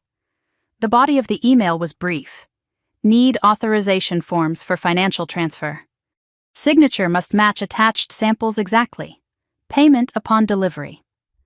Below the text were 3 images. My signature, taken from old family documents, birthday cards, tax forms, things Brandon should never have had access to. He was planning to forge my signature. The third screenshot was a text conversation between Brandon and my father. Richard's message was urgent. The lawyer sent a demand letter. She knows about the trust. Brandon's response. How much? Richard. All of it. We need to move before January 2nd. Brandon, I have a plan. Trust me. Richard. Your plans are what got us here. Brandon. This one will work. I just need her signature. I read that last line 3 times. I just need her signature. My father knew. He knew Brandon was planning to forge my signature to access HD Capital funds before the withdrawal could complete, and he was letting it happen. Marcus appeared in the kitchen doorway, saw my face, and crossed the room to stand beside me. He read the screenshots over my shoulder. His jaw tightened with each image. The scope of what I was seeing settled into my chest like ice. Brandon's gambling had not stopped after I bailed out the company 2 years ago. It had continued, escalated. He now owed $350,000 to people who were clearly dangerous. His plan was to forge my signature on transfer documents and redirect HD Capital funds before I could withdraw them. If he succeeded, I would be left with nothing. And I would be blamed for the company's collapse. My father was not just aware of this plan, he was waiting to see if it worked. Plausible deniability. Let Brandon take the risk. If it succeeded, the family would be saved. If it failed, Brandon would take the fall. Either way, Richard Donovan's hands would stay clean. I looked at the man beside me. Steady, calm, ready to fight alongside me. Then I looked at the screenshots. My father and brother conspiring to destroy me. The contrast was so sharp it almost made me laugh. I had spent my whole life trying to earn the love of people who would forge my signature without hesitation, and I had found real loyalty in someone who shared no blood with me at all. We need to call Catherine, Marcus said. Now. I dialed her number. She answered despite it being Sunday afternoon. I forwarded the screenshots while she was still on the line. There was a long pause as she reviewed them. Then a low whistle. This is attempted fraud, she said. Conspiracy to commit forgery. Brandon is soliciting criminal services. That is a felony. And your father's texts show foreknowledge. He is an accessory. Harper, this changes everything. She outlined our options. Report to law enforcement immediately. Send a formal warning and give them a chance to cease. Or wait, gather more evidence and build a stronger case. Catherine recommended the second option with documentation ready for the first. I did not want to send my brother to prison. Despite everything, I did not want that. I wanted him to stop. I wanted them all to understand that I was not defenseless. Not anymore. Send the warning, I told Catherine. But keep the evidence ready. If they do not stop, we go to the authorities. Catherine paused before hanging up. I have to ask, why warn them? You have enough to put Brandon in handcuffs tonight. Because I want them to choose. They can stop now or they can keep going and face consequences. I want to know which kind of people they really are. Her voice softened. I think you already know. She was right. I did. But some part of me still hoped I was wrong. The warning letter went out on Monday morning. December 30th. Addressed to Brandon Donovan. It stated that any attempt to forge my signature or access my accounts would result in immediate criminal prosecution. It referenced credible evidence of conspiracy without revealing Lily as the source. It warned that all HD Capital documents now required biometric verification. Any transfer would need my in-person authorization. The forgery plan was neutralized before it could execute. Copies went to my father and his lawyers. Lily texted me that afternoon with an update. Brandon is losing his mind. Threw his laptop against the wall. Richard locked himself in his study. Has not come out in hours. Your mother is on her third glass of wine. It is not even noon. They are scared. Really scared. I read her message and felt something unexpected. Nothing. No satisfaction, no guilt, no triumph. Just a hollow recognition that the people who raised me were strangers. They had always been strangers. I had just been too busy trying to earn their love to notice. That evening, Marcus suggested we go up to the rooftop. Our private escape. The top of our apartment building, accessible through a maintenance door that never locked properly. We had discovered it when we first moved in together and made it ours. Folding chairs, blankets, a thermos of hot cocoa. The city lights of Boston spread below us like scattered diamonds. We sat in silence at first, watching the sky. The air was cold, but clear. Stars visible despite the light pollution, a rare gift in the city. 3 days left, Marcus said. I know. Are you ready? I have been ready for 2 years. I just did not know it. He did not try to fix anything. He did not offer advice or solutions. He simply sat beside me, present and solid. Whatever happens on January 2nd, I am here. Whatever comes after, I am here. I leaned into him and felt his warmth against the cold. I thought about what family meant. Not blood, not obligation, not performance, but choice, presence, staying when it would be easier to leave. His hand found mine in the darkness. His thumb traced circles on my palm. He seemed about to say something, then stopped. What is it? I asked. Never mind. It can wait. Tell me. Ask me again after January 2nd. I studied his face in the dim light. There was something there. Something he was holding back. Something that looked like hope and fear and joy all tangled together. I did not press. I trusted him. Whatever he was waiting to say, it would come when the time was right. For now, this was enough. The cold air, the city lights, the man beside me who had never once asked me to be less than I was. Later that night, we made dinner together. Simple pasta, garlic bread. We watched an old movie neither of us paid attention to. We fell asleep on the couch, tangled together, the stress of the day finally releasing its grip. Before sleep took me, I thought about the countdown. 3 days until January 2nd. 3 days until the withdrawal completed. 3 days until my family faced the consequences of their own choices. I had done everything I could. I had warned them. I had protected myself. I had prepared for battle. Now I waited. And waiting, I had learned, is its own kind of strength. The last thing I saw before my eyes closed was the calendar on the wall, January 2nd circled in red, Marcus's handwriting, not mine. He had marked it weeks ago, before Christmas, before any of this. At the time I thought it was about the withdrawal. Now I wondered if it meant something else entirely. But that was a question for another day. Tonight I would rest. Tomorrow the final battle would begin. New Year's Eve arrived with the weight of an ending and the promise of something new. December 31st, 2024. The last day of the year, 2 days until January 2nd. I woke with unusual clarity, no anxiety, no dread, just focus. Today I would confirm the final execution of the withdrawal. The paperwork was ready. The decision was made. There was nothing left to do but press the button. I stood at the window watching Boston wake up beneath a pale winter sky. People rushed along the sidewalks below, carrying champagne bottles and party supplies, preparing for celebrations that had nothing to do with me. Everyone was getting ready for new beginnings. I was preparing for an ending, not a sad ending, a necessary one. My phone buzzed with a calendar reminder I had set weeks ago. HD Capital, final confirmation. Below it, a second reminder I did not remember setting. Trust the process. Monsieur Marcus. He had been in my phone, leaving breadcrumbs of encouragement. I smiled, despite everything. In 48 hours, everything would change. But today, I had work to do.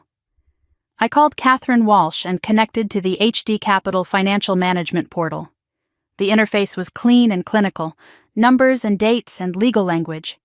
Nothing about it suggested the magnitude of what I was about to do. Catherine's voice came through the speaker, steady and clear. Once you confirm today, the process becomes irreversible. The funds will transfer to your personal account on January 2nd. Donovan Properties will receive notification within the hour. And there is nothing they can do to stop it. Nothing legal. The contract is clear. The notice period is satisfied. I hovered my cursor over the button. Confirm final execution. I thought about the 53 employees who would lose their jobs when the company collapsed. But I had done my research. Most of the good ones had already been recruited by competitors. The talent would land on their feet. The company's death was not their fault, and it would not be their ruin. I clicked. The screen refreshed. Withdrawal confirmed. Execution date. January 2nd, 2025. Amount $2,300,000. It was done. Catherine's voice softened. How do you feel? I considered the question. I had expected relief or triumph or guilt. Instead, I felt something simpler. Completion. Like finishing a book I had been reading for far too long. I feel ready. Ready for whatever comes next. Across Boston, in a mansion in Beacon Hill, a notification was about to land like a bomb. I learned the details of what happened next through Lily's texts and later through news reports. My father was in his study that morning, nursing a whiskey despite the early hour. His laptop pinged with an email notification. From HD Capital Financial Services. Subject withdrawal confirmation. Execution confirmed. He opened it with trembling hands. Read it once, twice, 3 times. The words did not change. Withdrawal of $2,300,000 confirmed for January 2nd, 2025. He hurled his whiskey glass against the wall. Amber liquid and shattered crystal sprayed across the carpet. The panic that followed was almost comical in its desperation. He called his lawyer. No answer. Holiday hours. He called the bank. Skeleton staff. No one with authority to help. He called Brandon. Voicemail. Every door he tried was closed. My mother found him 20 minutes later, drawn by the sound of breaking glass. He showed her the email. Her hand flew to her mouth. Can we stop it? Can we do something? His answer was hollow. It is too late. She has won. He made one final call that morning. To the chairman of Donovan Properties Board of Directors. He requested an emergency meeting. Today. Now. The chairman protested. Richard, it is New Year's Eve. My father's response silenced him. If we do not meet today, there will not be a company to discuss tomorrow. The board meeting happened at 3 in the afternoon. 5 members on video call, faces arranged in boxes on a screen. My father sat alone at the head of an empty conference room. Brandon was absent. No one could reach him. The board members were annoyed at the holiday interruption, but their irritation turned to shock as my father began to speak. Our primary silent investor is pulling out, $2,300,000. A board member interrupted. Silent investor. You told us that was institutional money. I simplified the situation. Who is HD Capital? Silence. A long, terrible silence. HD Capital is my daughter, Harper. The video call went still. 5 faces frozen in disbelief. Your daughter invested $2,300,000 in this company. Yes. 2 years ago. When we were in trouble. What kind of trouble? My father had no choice but to tell them everything. The company had been insolvent in early 2023. Brandon's business development expenses were actually gambling losses. My investment had saved them from bankruptcy. No one on the board had known. My father had concealed it all. The reactions came fast and furious. You lied to us for 2 years. We have been operating on borrowed time. Why is she pulling out now? My father's answer was barely audible. Because I told her she should never have existed. The video call went silent.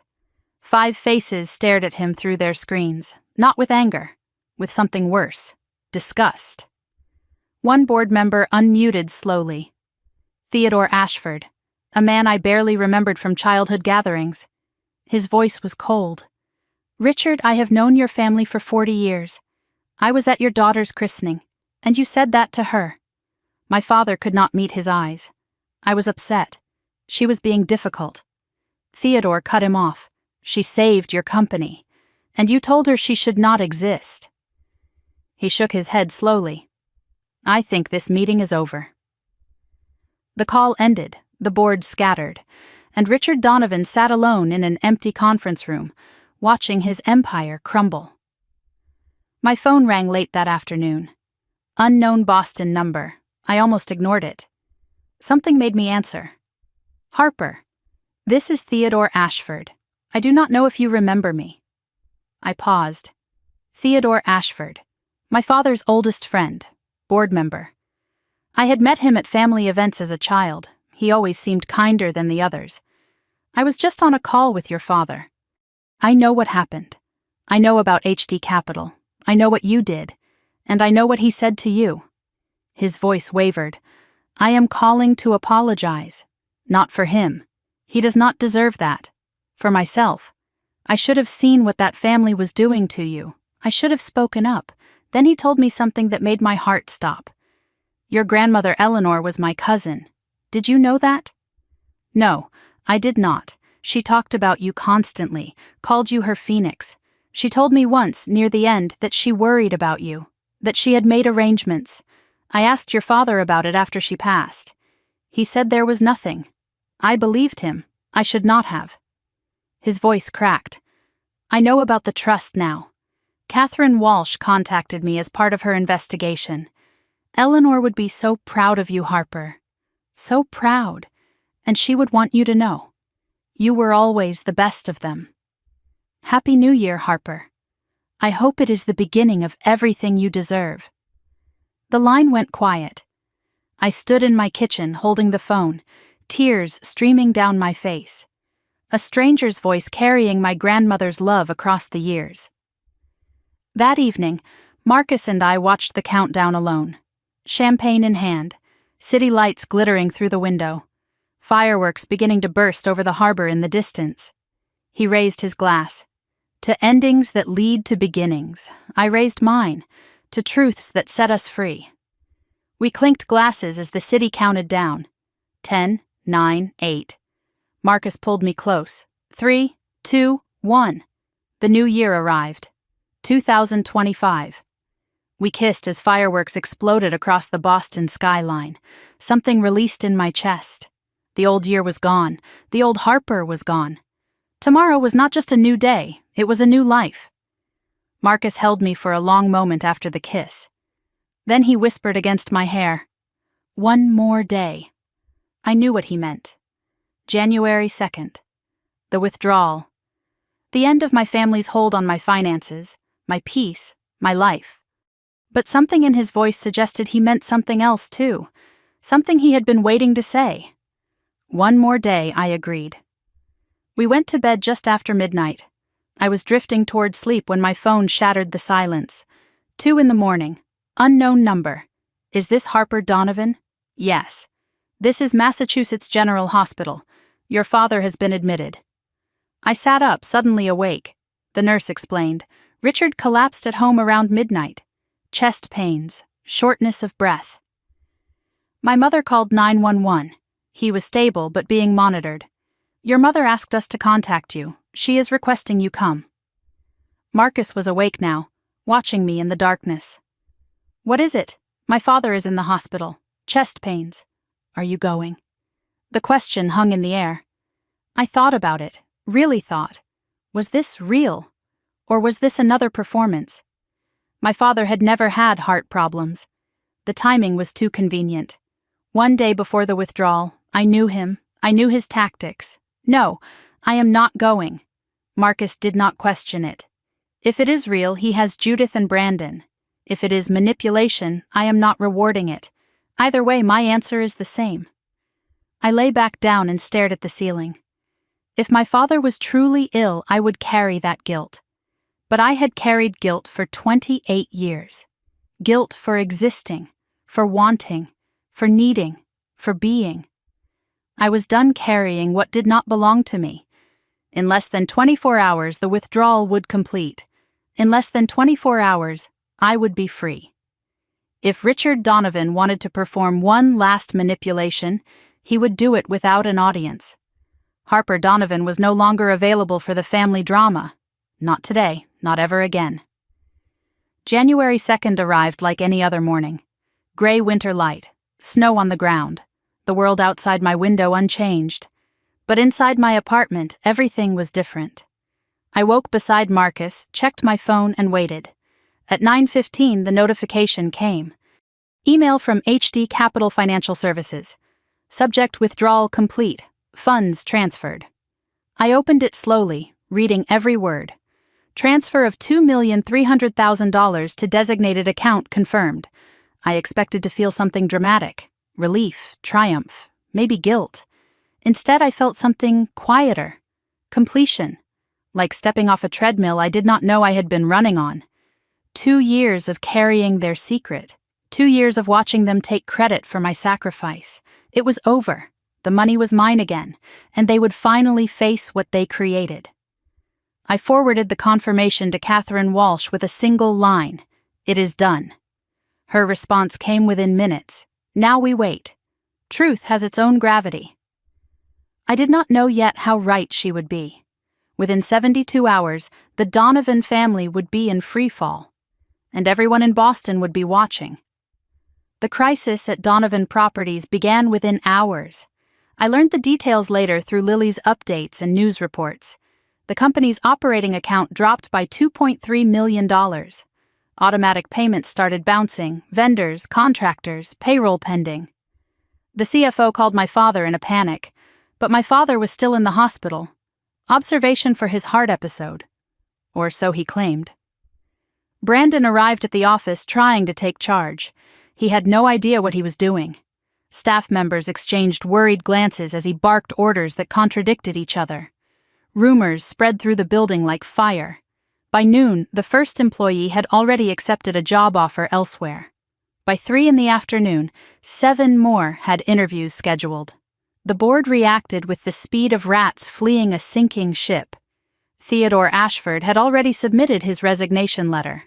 2 other members requested indefinite leave of absence. Emergency meetings were scheduled and canceled. No one wanted to be associated with the collapse. The company I had saved once was dying. And this time, I was not coming back. News spread through Boston's business community with ruthless efficiency. By January 3rd, the Whisper Network was fully operational. The Boston Globe ran a piece in the business section. Headline: Donovan Properties faces investor exodus. The article was carefully worded. Facts only, no speculation, but the implications were clear. Sources confirm major silent investor withdrew significant capital. Company leadership declined to comment. What the article did not say, the whispers filled in. Business owners talked at breakfast meetings. Lawyers gossiped at the courthouse. Bankers exchanged knowing glances. The story spread. Richard Donovan's daughter pulled her money out. She did it after he publicly humiliated her at Christmas. By evening, Everyone who mattered in Boston knew the truth. The social consequences arrived swiftly. My father's golf club temporarily suspended his membership pending review. The country club sent a formal letter. Dues under evaluation.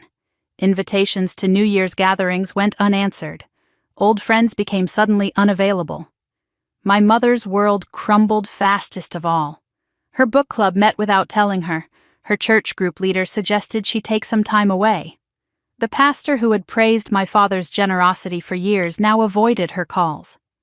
The social structure Judith Donovan had spent 30 years building collapsed in 72 hours. The truth about my father's hospital visit emerged on January 3rd. Lily texted me that afternoon. It was a panic attack. He is fine, but he is telling everyone you almost gave him a heart attack. I was not surprised. Of course he had exaggerated. Of course he had made himself the victim. It was the pattern of a lifetime. The medical reality was simple. Richard Donovan had been discharged after 2 nights of observation. Diagnosis: panic attack, not heart attack, no cardiac damage, no ongoing condition. Stress-related episode.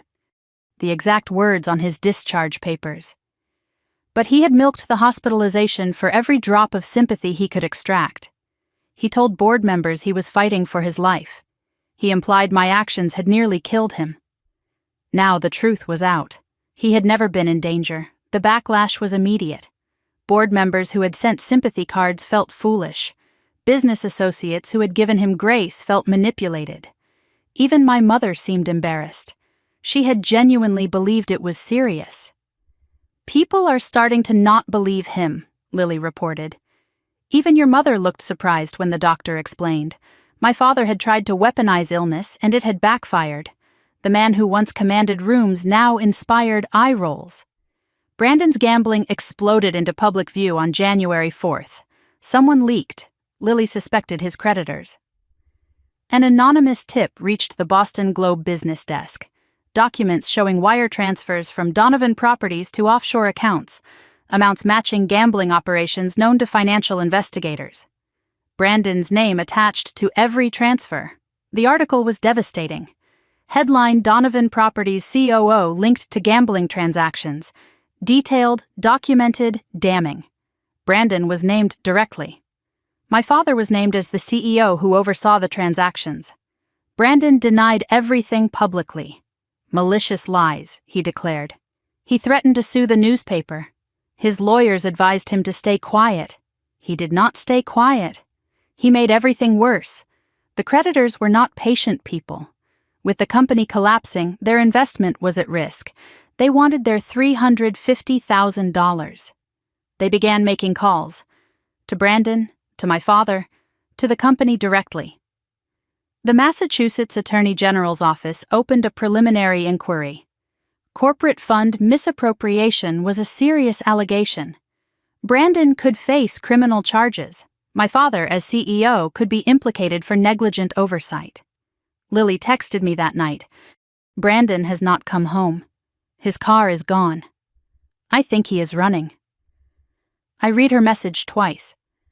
I thought about the brother who broke my things as a child, who took credit for my work as an adult, who tried to forge my signature just days ago. I should have felt something: satisfaction, vindication, even pity. Instead, I felt only exhaustion.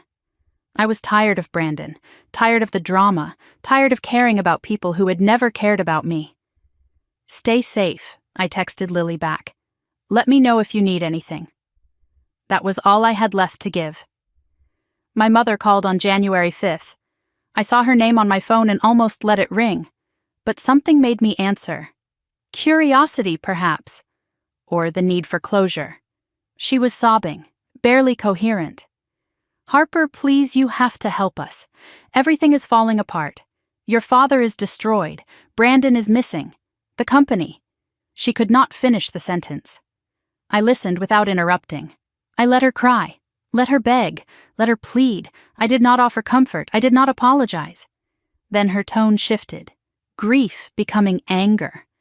"How could you do this to us? After everything we gave you, everything we sacrificed, you are destroying your own family." I let the silence stretch before I responded. My voice was calm, clear, final. I saved you once, 2 years ago. You did not even know. I gave you time.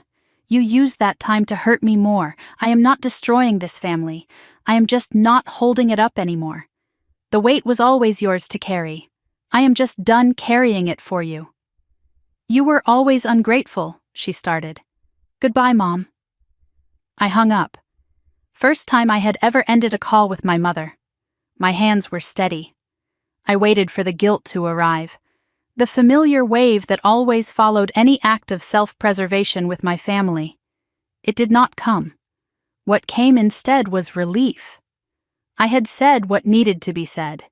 I had ended the conversation on my own terms.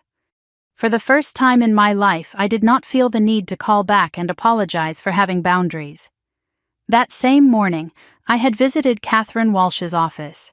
She filed a formal complaint with the Massachusetts Probate Court. Subject breach of fiduciary duty by Trustee Richard Donovan. Eleanor Whitmore, Donovan Trust. Fraudulent concealment of assets, demand for full accounting and immediate distribution. The complaint would trigger an automatic investigation. My father would be required to produce all trust documents. His annual trustee reports would be examined. Any discrepancies would be referred to the district attorney's office. Based on what we have, Catherine said, this is textbook financial elder abuse. He took advantage of his position as trustee to steal from his own daughter. The fact that Eleanor specifically warned you in her letter makes it worse. He knew what he was doing, and he did it anyway. She walked me to the elevator after the filing. I have handled a lot of family disputes, she said. Inheritance fights, business feuds, sibling rivalries. But I have never seen someone handle it the way you have. No rage, no revenge. Just truth. I considered her words. I do not need revenge. I just needed them to stop, and I needed to stop pretending. The elevator doors opened. Catherine smiled. Truth has its own gravity, Harper. Once it starts moving, it does not stop. I stepped inside and pressed the button for the lobby. She was right. The truth was moving now, and the Donovan family was finally feeling its weight. The silence after the storm felt different than any silence I had known before. January 6th, 2025. 4 days since the withdrawal. I woke in my apartment with Marcus beside me and for a moment simply lay there listening to the quiet. No family obligations pressing on my mind. No messages I was afraid to read. No knot of dread in my stomach. Just peace. Real peace. The kind that belongs to you because you finally stopped giving it away. Marcus had already left for work. He kissed my forehead before leaving, a note on the pillow. Proud of you, always. I held the note for a long moment before getting up. Coffee by the window, watching Boston wake up. The simple rituals of a life that was finally mine. I thought about what came next, not in terms of my family. They were no longer my concern, but in terms of myself. Who was I now that I was not managing their chaos? The question felt liberating rather than frightening. For the first time in 28 years, the answer was mine to write. My phone buzzed on the counter. Not a family member. I had blocked them all. But the notification was from my email, and the sender's name made me pause. Brandon Donovan. He had found a way around the block. A new email address. Whatever he had to say, I knew it would not be an apology. Not a real one. The email was exactly what I expected. Subject line. We need to talk. The tone aggressive, defensive, desperate. I do not know what you think you have accomplished. You have destroyed everything Dad built. The company is finished. People are losing their jobs. Are you happy now? I hope you can live with what you have done. You were always jealous of me. This proves it. Then the tone shifted. Halfway through the message, desperation replaced accusation.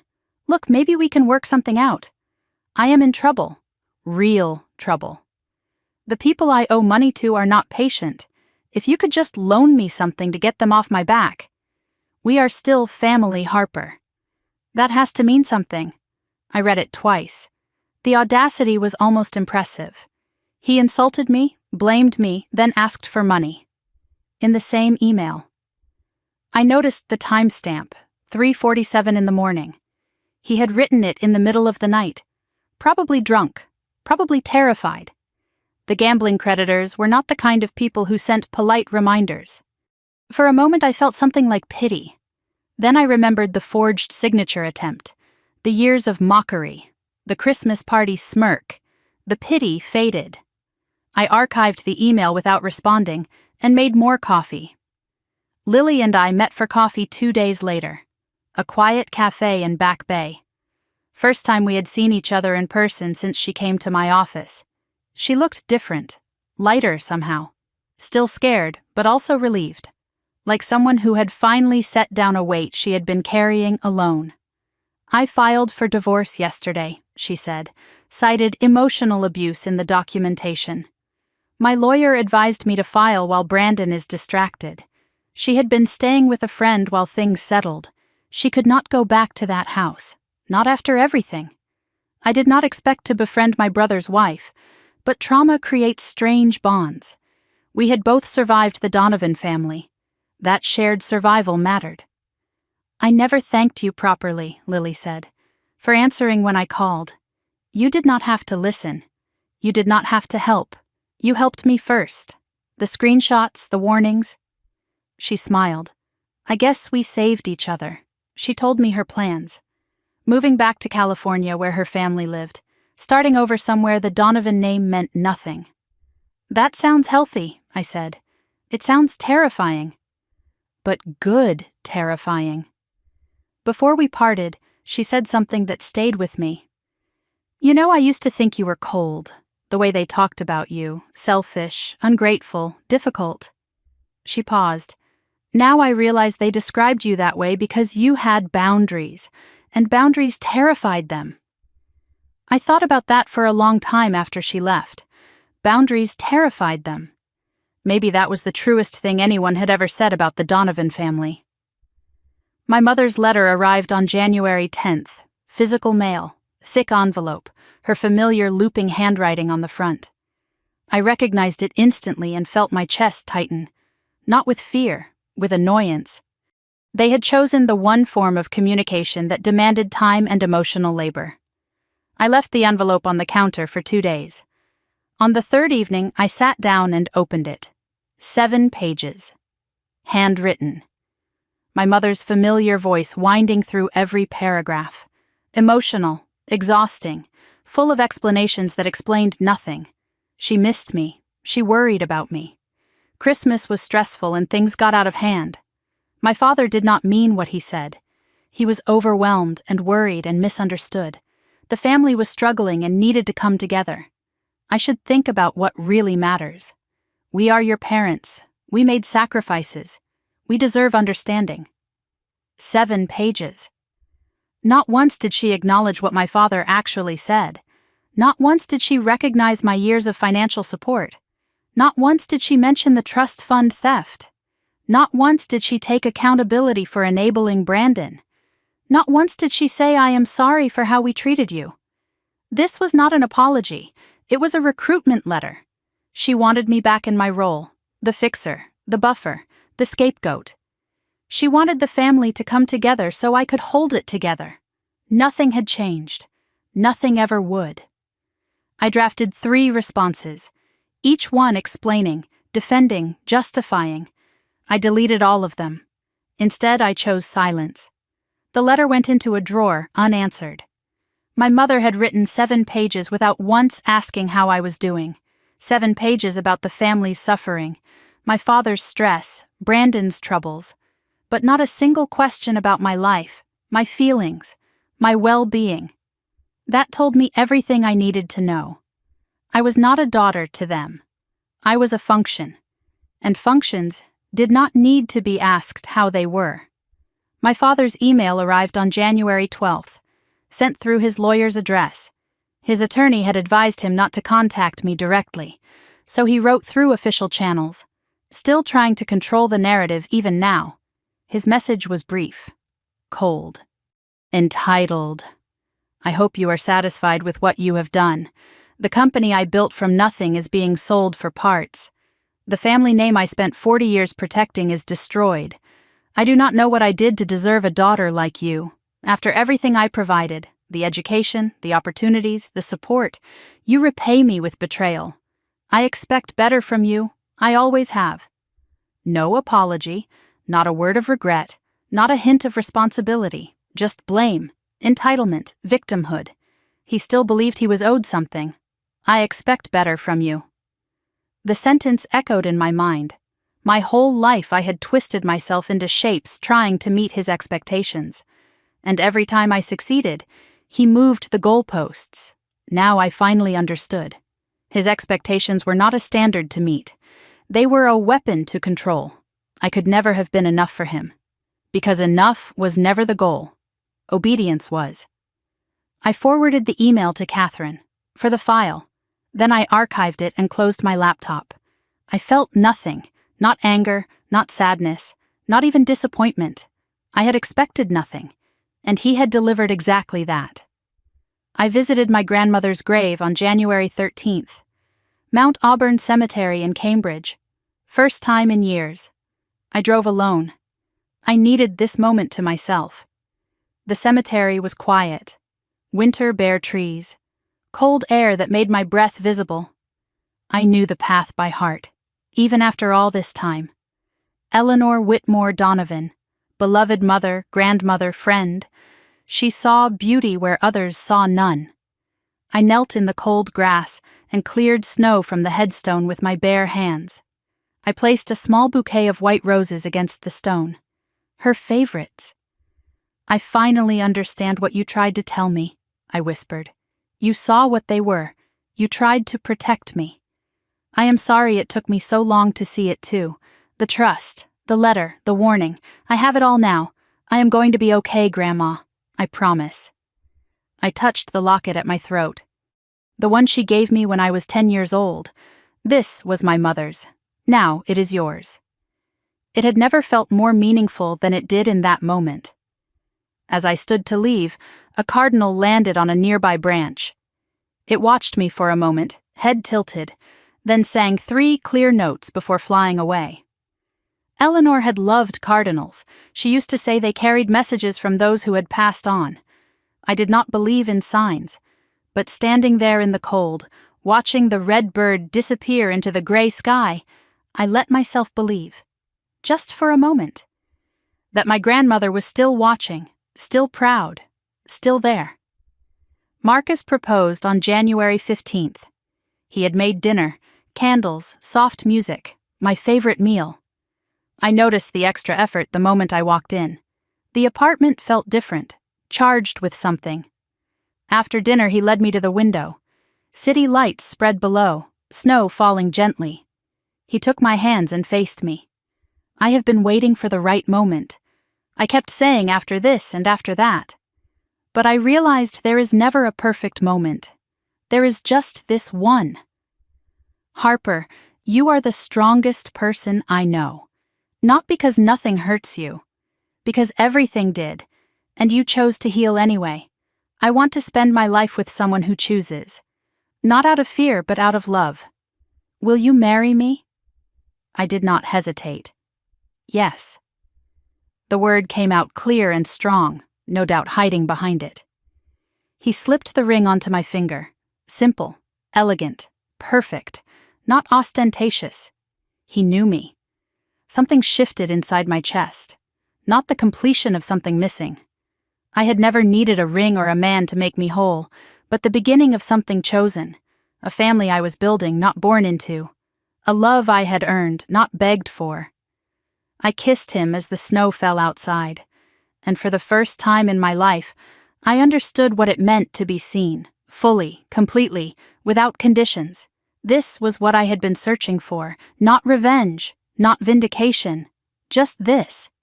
To be loved by someone who never asked me to be less than I was. And as we stood there in the candlelight, Harper Donovan, the girl who should never have existed, finally started to believe that she deserved to. January 16th began like any other workday.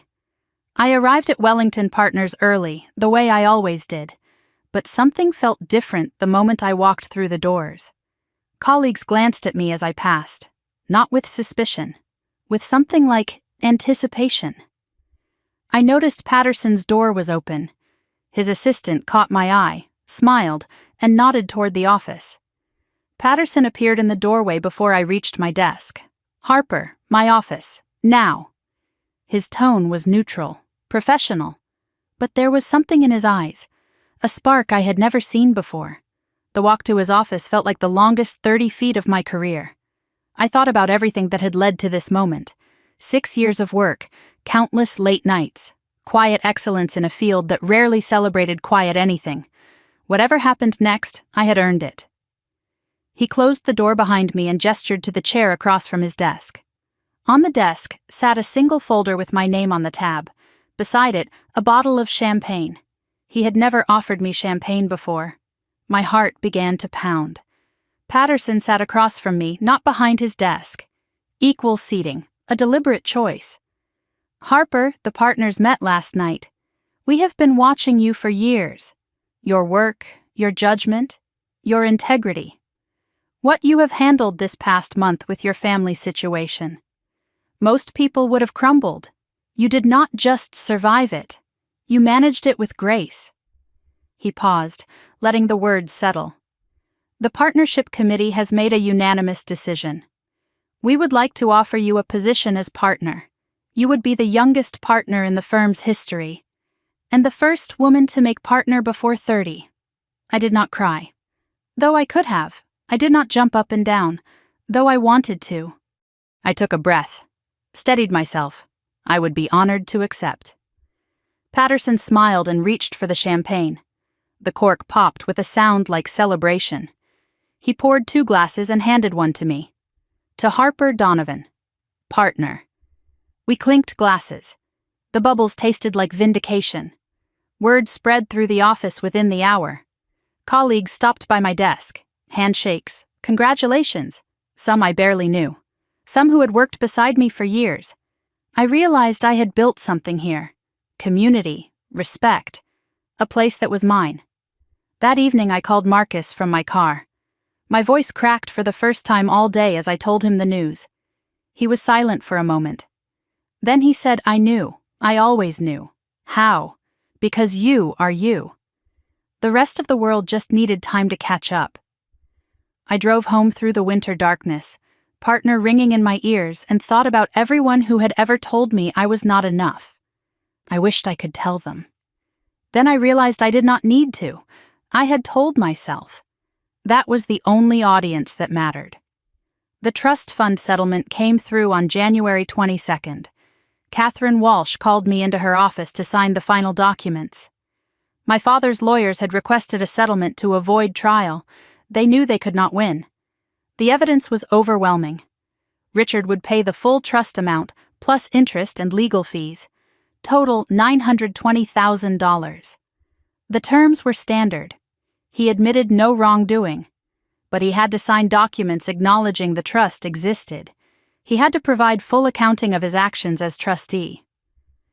The settlement was a matter of public record. Everyone who cared to look would know what he had done. Catherine asked if I wanted to push for criminal referral. The district attorney would likely take the case. I thought about it. Prison for my father. The ultimate consequence. But that was not what I wanted. The money is enough. And the public record. Everyone who matters will know what he did. That is punishment enough for a man who lived for his reputation. I signed the settlement agreement. Catherine countersigned as witness. It was done. Eleanor's trust. Finally, fully mine. As I left her office, I did the math in my head. The trust fund plus my recovered HD capital investment plus my savings. I had more money than I had ever imagined. But the number that mattered most was smaller. 28. That was how many years my father had controlled my life. Now the ledger was balanced, not because of the money, because of the freedom it represented. On February 1st, I made a decision about what to do with part of the settlement. The money was mine. I could invest it, save it, spend it. But something kept pulling at me. Lily's story. The women like her who had nowhere to go. I researched domestic abuse organizations in Boston, found one that provided emergency housing and legal aid. They helped women escape situations exactly like Lily's. I made my choice. $100,000. Anonymous. No recognition needed. The donation would fund 6 months of emergency housing. Dozens of women would have a safe place because of it. I clicked submit on the donation form. No fanfare, no announcement, just quiet action. The kind my grandmother would have appreciated. Eleanor always said money is only valuable when it moves, when it helps. I texted Lily that evening, made a donation to a shelter in Boston, thought of you. Her response came quickly. You did not have to do that. I wanted to. Some good should come from all this. Some good already did. Look at us. That night, I sat with the donation receipt in my hand. $100,000. A year ago, I would have agonized over the decision. Money had always been precarious. Something to hold on to. Something that could be taken away. Now I understood. The money itself was never the point. It was what you did with it, who you helped, what you built. I tucked the receipt into a drawer beside my grandmother's letter. 2 pieces of paper, 2 kinds of legacy. My father made his final attempt on February 15th. I was in my new corner office at Wellington Partners when my assistant buzzed. There is someone here to see you. He says he is your father. My stomach dropped, then steadied. Tell security I will be right down.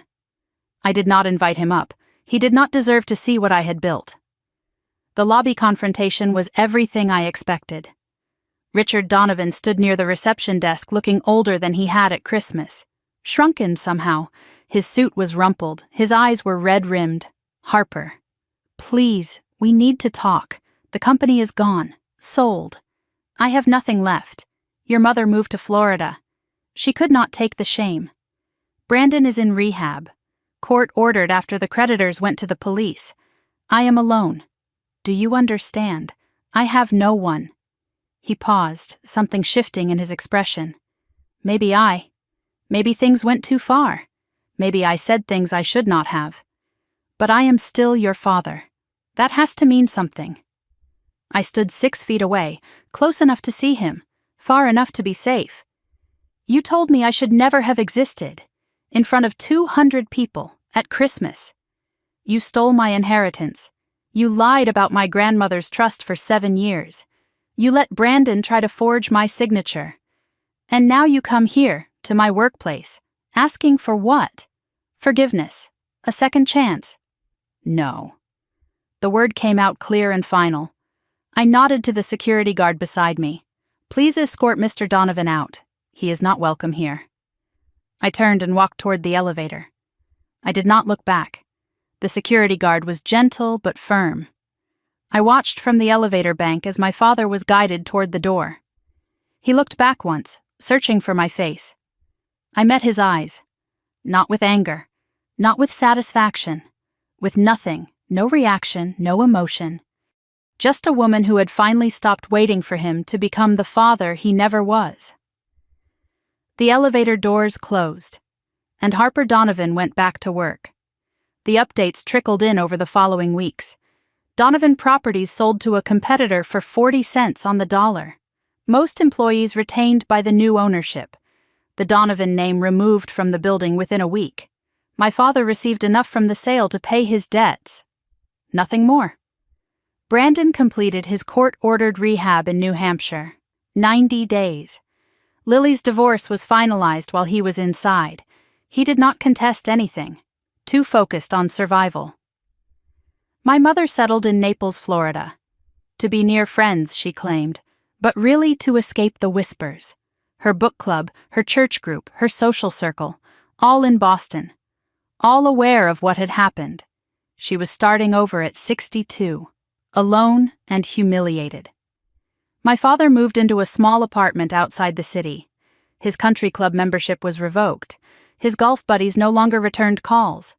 The man who once commanded rooms now ate dinner alone. I read each update without satisfaction. No joy in their suffering, just quiet recognition.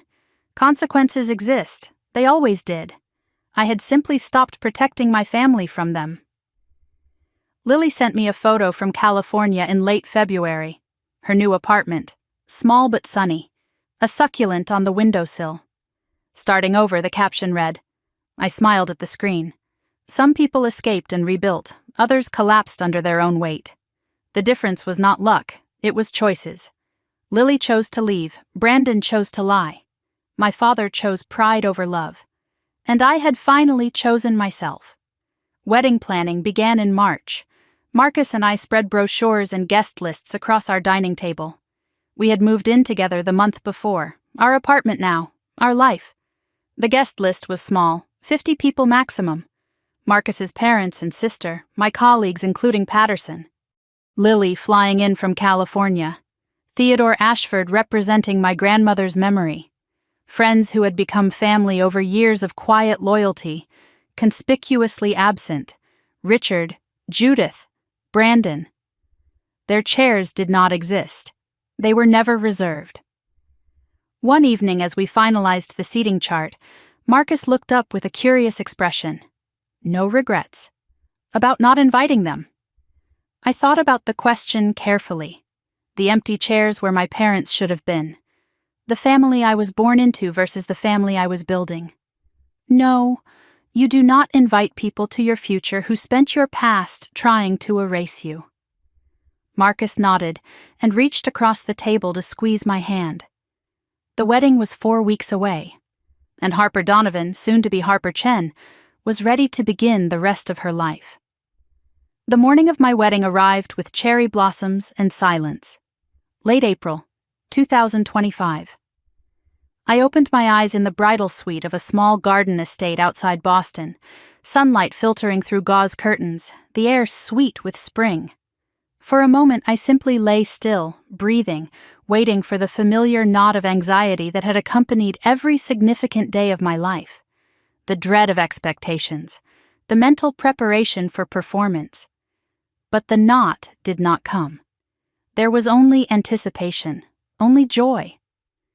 Today was the day I would marry the man who saw me completely, in a garden full of people who chose to be here. I touched the locket at my throat. Eleanor's locket. It had not left my neck since I was 10 years old. My grandmother's voice echoed in my memory. This was my mother's. Now it is yours. Whenever you forget who you are, touch this. Remember that someone saw you. My phone buzzed on the nightstand. A text from Marcus. Today I marry the strongest woman I have ever known. See you at the altar. Tears threatened already. I had spent 28 years wondering if I was too much or not enough. Today I would marry someone who had never asked me to be anything but myself. The bridal suite filled with warmth and laughter as the morning unfolded. Lily had flown in from California. She was doing my hair, her fingers gentle and sure. Marcus's sister Emma handled makeup, her chatter light and easy. Soft music played in the background. Champagne chilled in an ice bucket. No tension, no performance, no one trying to control anything. Just women helping a woman prepare for the best day of her life. I stepped into my dress and Lily buttoned the back. Simple, elegant, perfect. She met my eyes in the mirror. You look like a queen. I looked at my reflection and saw something I had never seen before. A woman who belonged to herself. Something old. Eleanor's locket. Something borrowed. Emma's grandmother's earrings. Something new. The dress. Something blue. A ribbon sewn into the hem, invisible but present. Lily finished my hair and touched my shoulder. Your grandmother would be so proud. My throat tightened. I know. I feel her here. Is that strange? Not strange at all. Love does not disappear. It just changes form. A knock interrupted us. Emma opened the door to find Theodore Ashford standing in the hallway. Dove gray suit. Kind eyes. He carried a small velvet box. I hope I am not intruding. His voice was soft. Eleanor asked me to give you something. On this day specifically. I have been holding it for years. My heart stopped. Another gift from my grandmother, reaching across time. Theodore entered and handed me the box. Eleanor gave this to me 3 months before she passed. She said, "Give this to Harper on her wedding day. If I am not there, she will need it." She made me promise. I have kept it in my safe ever since. I am sorry I could not give it sooner. I did not know what your father had done. I opened the box with trembling hands. Inside lay a delicate bracelet, diamonds and pearls, antique setting, and beneath it, a folded note in handwriting I would recognize anywhere. My dearest Harper, my phoenix. If you are reading this, you have found someone worthy of your heart. You have survived whatever storms came. You have built a life of your own. Wear this bracelet as my blessing. Know that I am with you. You were never too much. You were always exactly enough. Rise, my darling, rise and be free. All my love, forever. Grandma Eleanor. Tears fell. I could not stop them. Lily held me from one side, Emma from the other. Theodore's eyes glistened.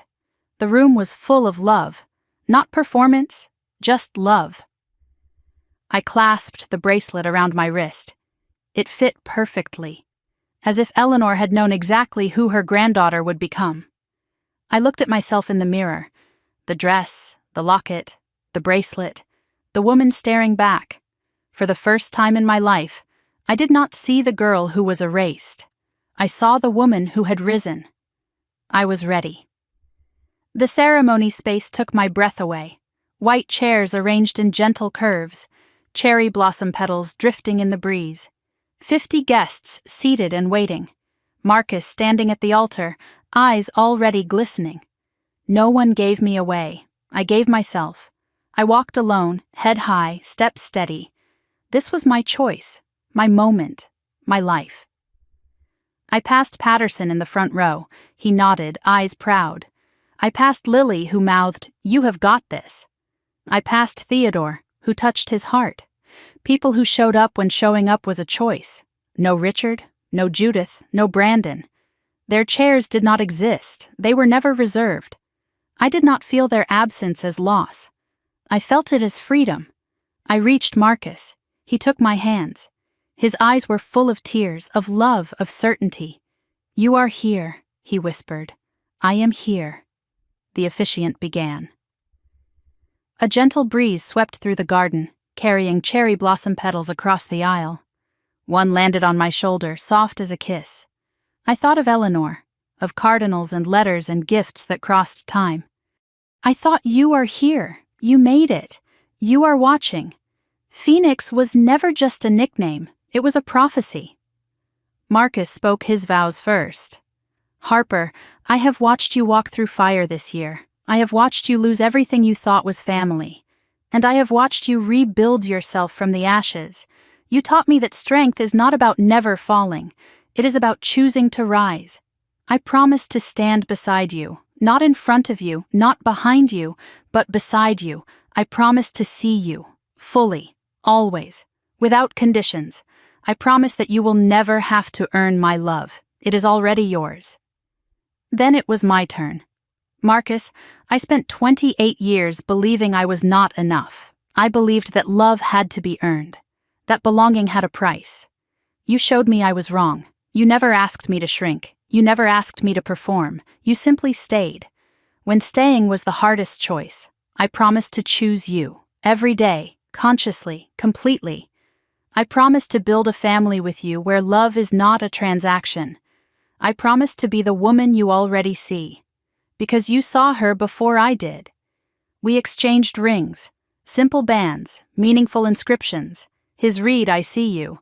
Mine read, "I choose you." The officiant pronounced us married. Marcus cupped my face in his hands and kissed me. Gentle, certain, real. Applause erupted. Lily was crying. Patterson was clapping. Theodore stood with his hand over his heart. And I was finally home.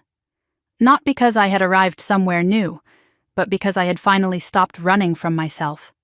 The reception unfolded in fairy lights and laughter, music, dancing, joy. At some point I stepped away for a quiet moment. I stood at the edge of the garden watching. Marcus dancing with his mother, Lily laughing with Emma, Theodore telling stories to Patterson. A community built from choice, not obligation. I thought about the girl I used to be, the one who sent money home and asked for nothing.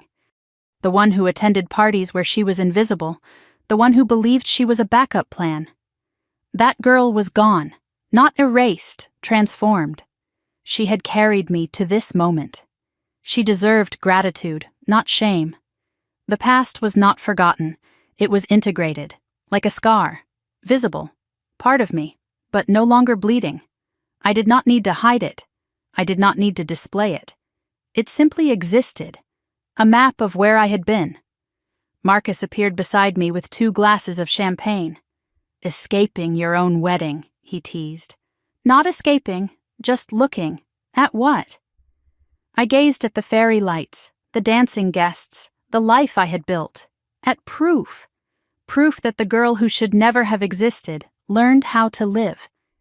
Later, as the reception wound down, I sat with my husband at the sweetheart table.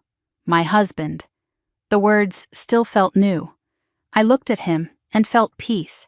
Not the absence of pain, but the presence of meaning. Everything I endured led to this moment. I would not trade the journey because the journey made me. Some families are not broken by distance. They are revealed by it. Silence can be power when words have failed. Truth does not need permission to move forward. Apologies designed to manipulate are not apologies at all. You do not need revenge when you have freedom. Eleanor's bracelet caught the light on my wrist. Her locket rested against my heart. Her love lived in everything I had become. A grandmother who saw me before anyone else did. A legacy of being seen, passed forward. I did not know what came next. But I knew who I was. I knew who I was with. And I knew that I would never again wait for permission to exist. The night ended with stars. Marcus and I were the last ones remaining. Fairy lights dimming, music fading, just 2 people beginning forever. I looked up at the sky and thought about Christmas Eve. The night I was erased, the night I walked out without looking back, every choice that led from that door to this garden. The girl who should never have existed had finally started to live, and she was just getting started. If you are listening to this story, maybe something in it felt familiar. Maybe you have been told you were too much or not enough. Maybe you have given and wondered why it was never returned. Maybe you are still waiting for permission to choose yourself. This is your permission. You do not need their approval to exist. You do not need their apology to heal. You do not need revenge. Truth has its own gravity, and it will move when you let it. I would love to hear from you. Tell me in the comments what family means to you now. Is it blood or is it choice? Where are you listening from, and what part of this story stayed with you? If this resonated, share it with someone who needs to hear it. And if you want more stories about courage and truth and choosing yourself, subscribe to the channel and turn on notifications so you never miss a video. Because every story of survival deserves to be heard, and yours matters too. I am Harper, and I finally know who I am. Thank you for listening.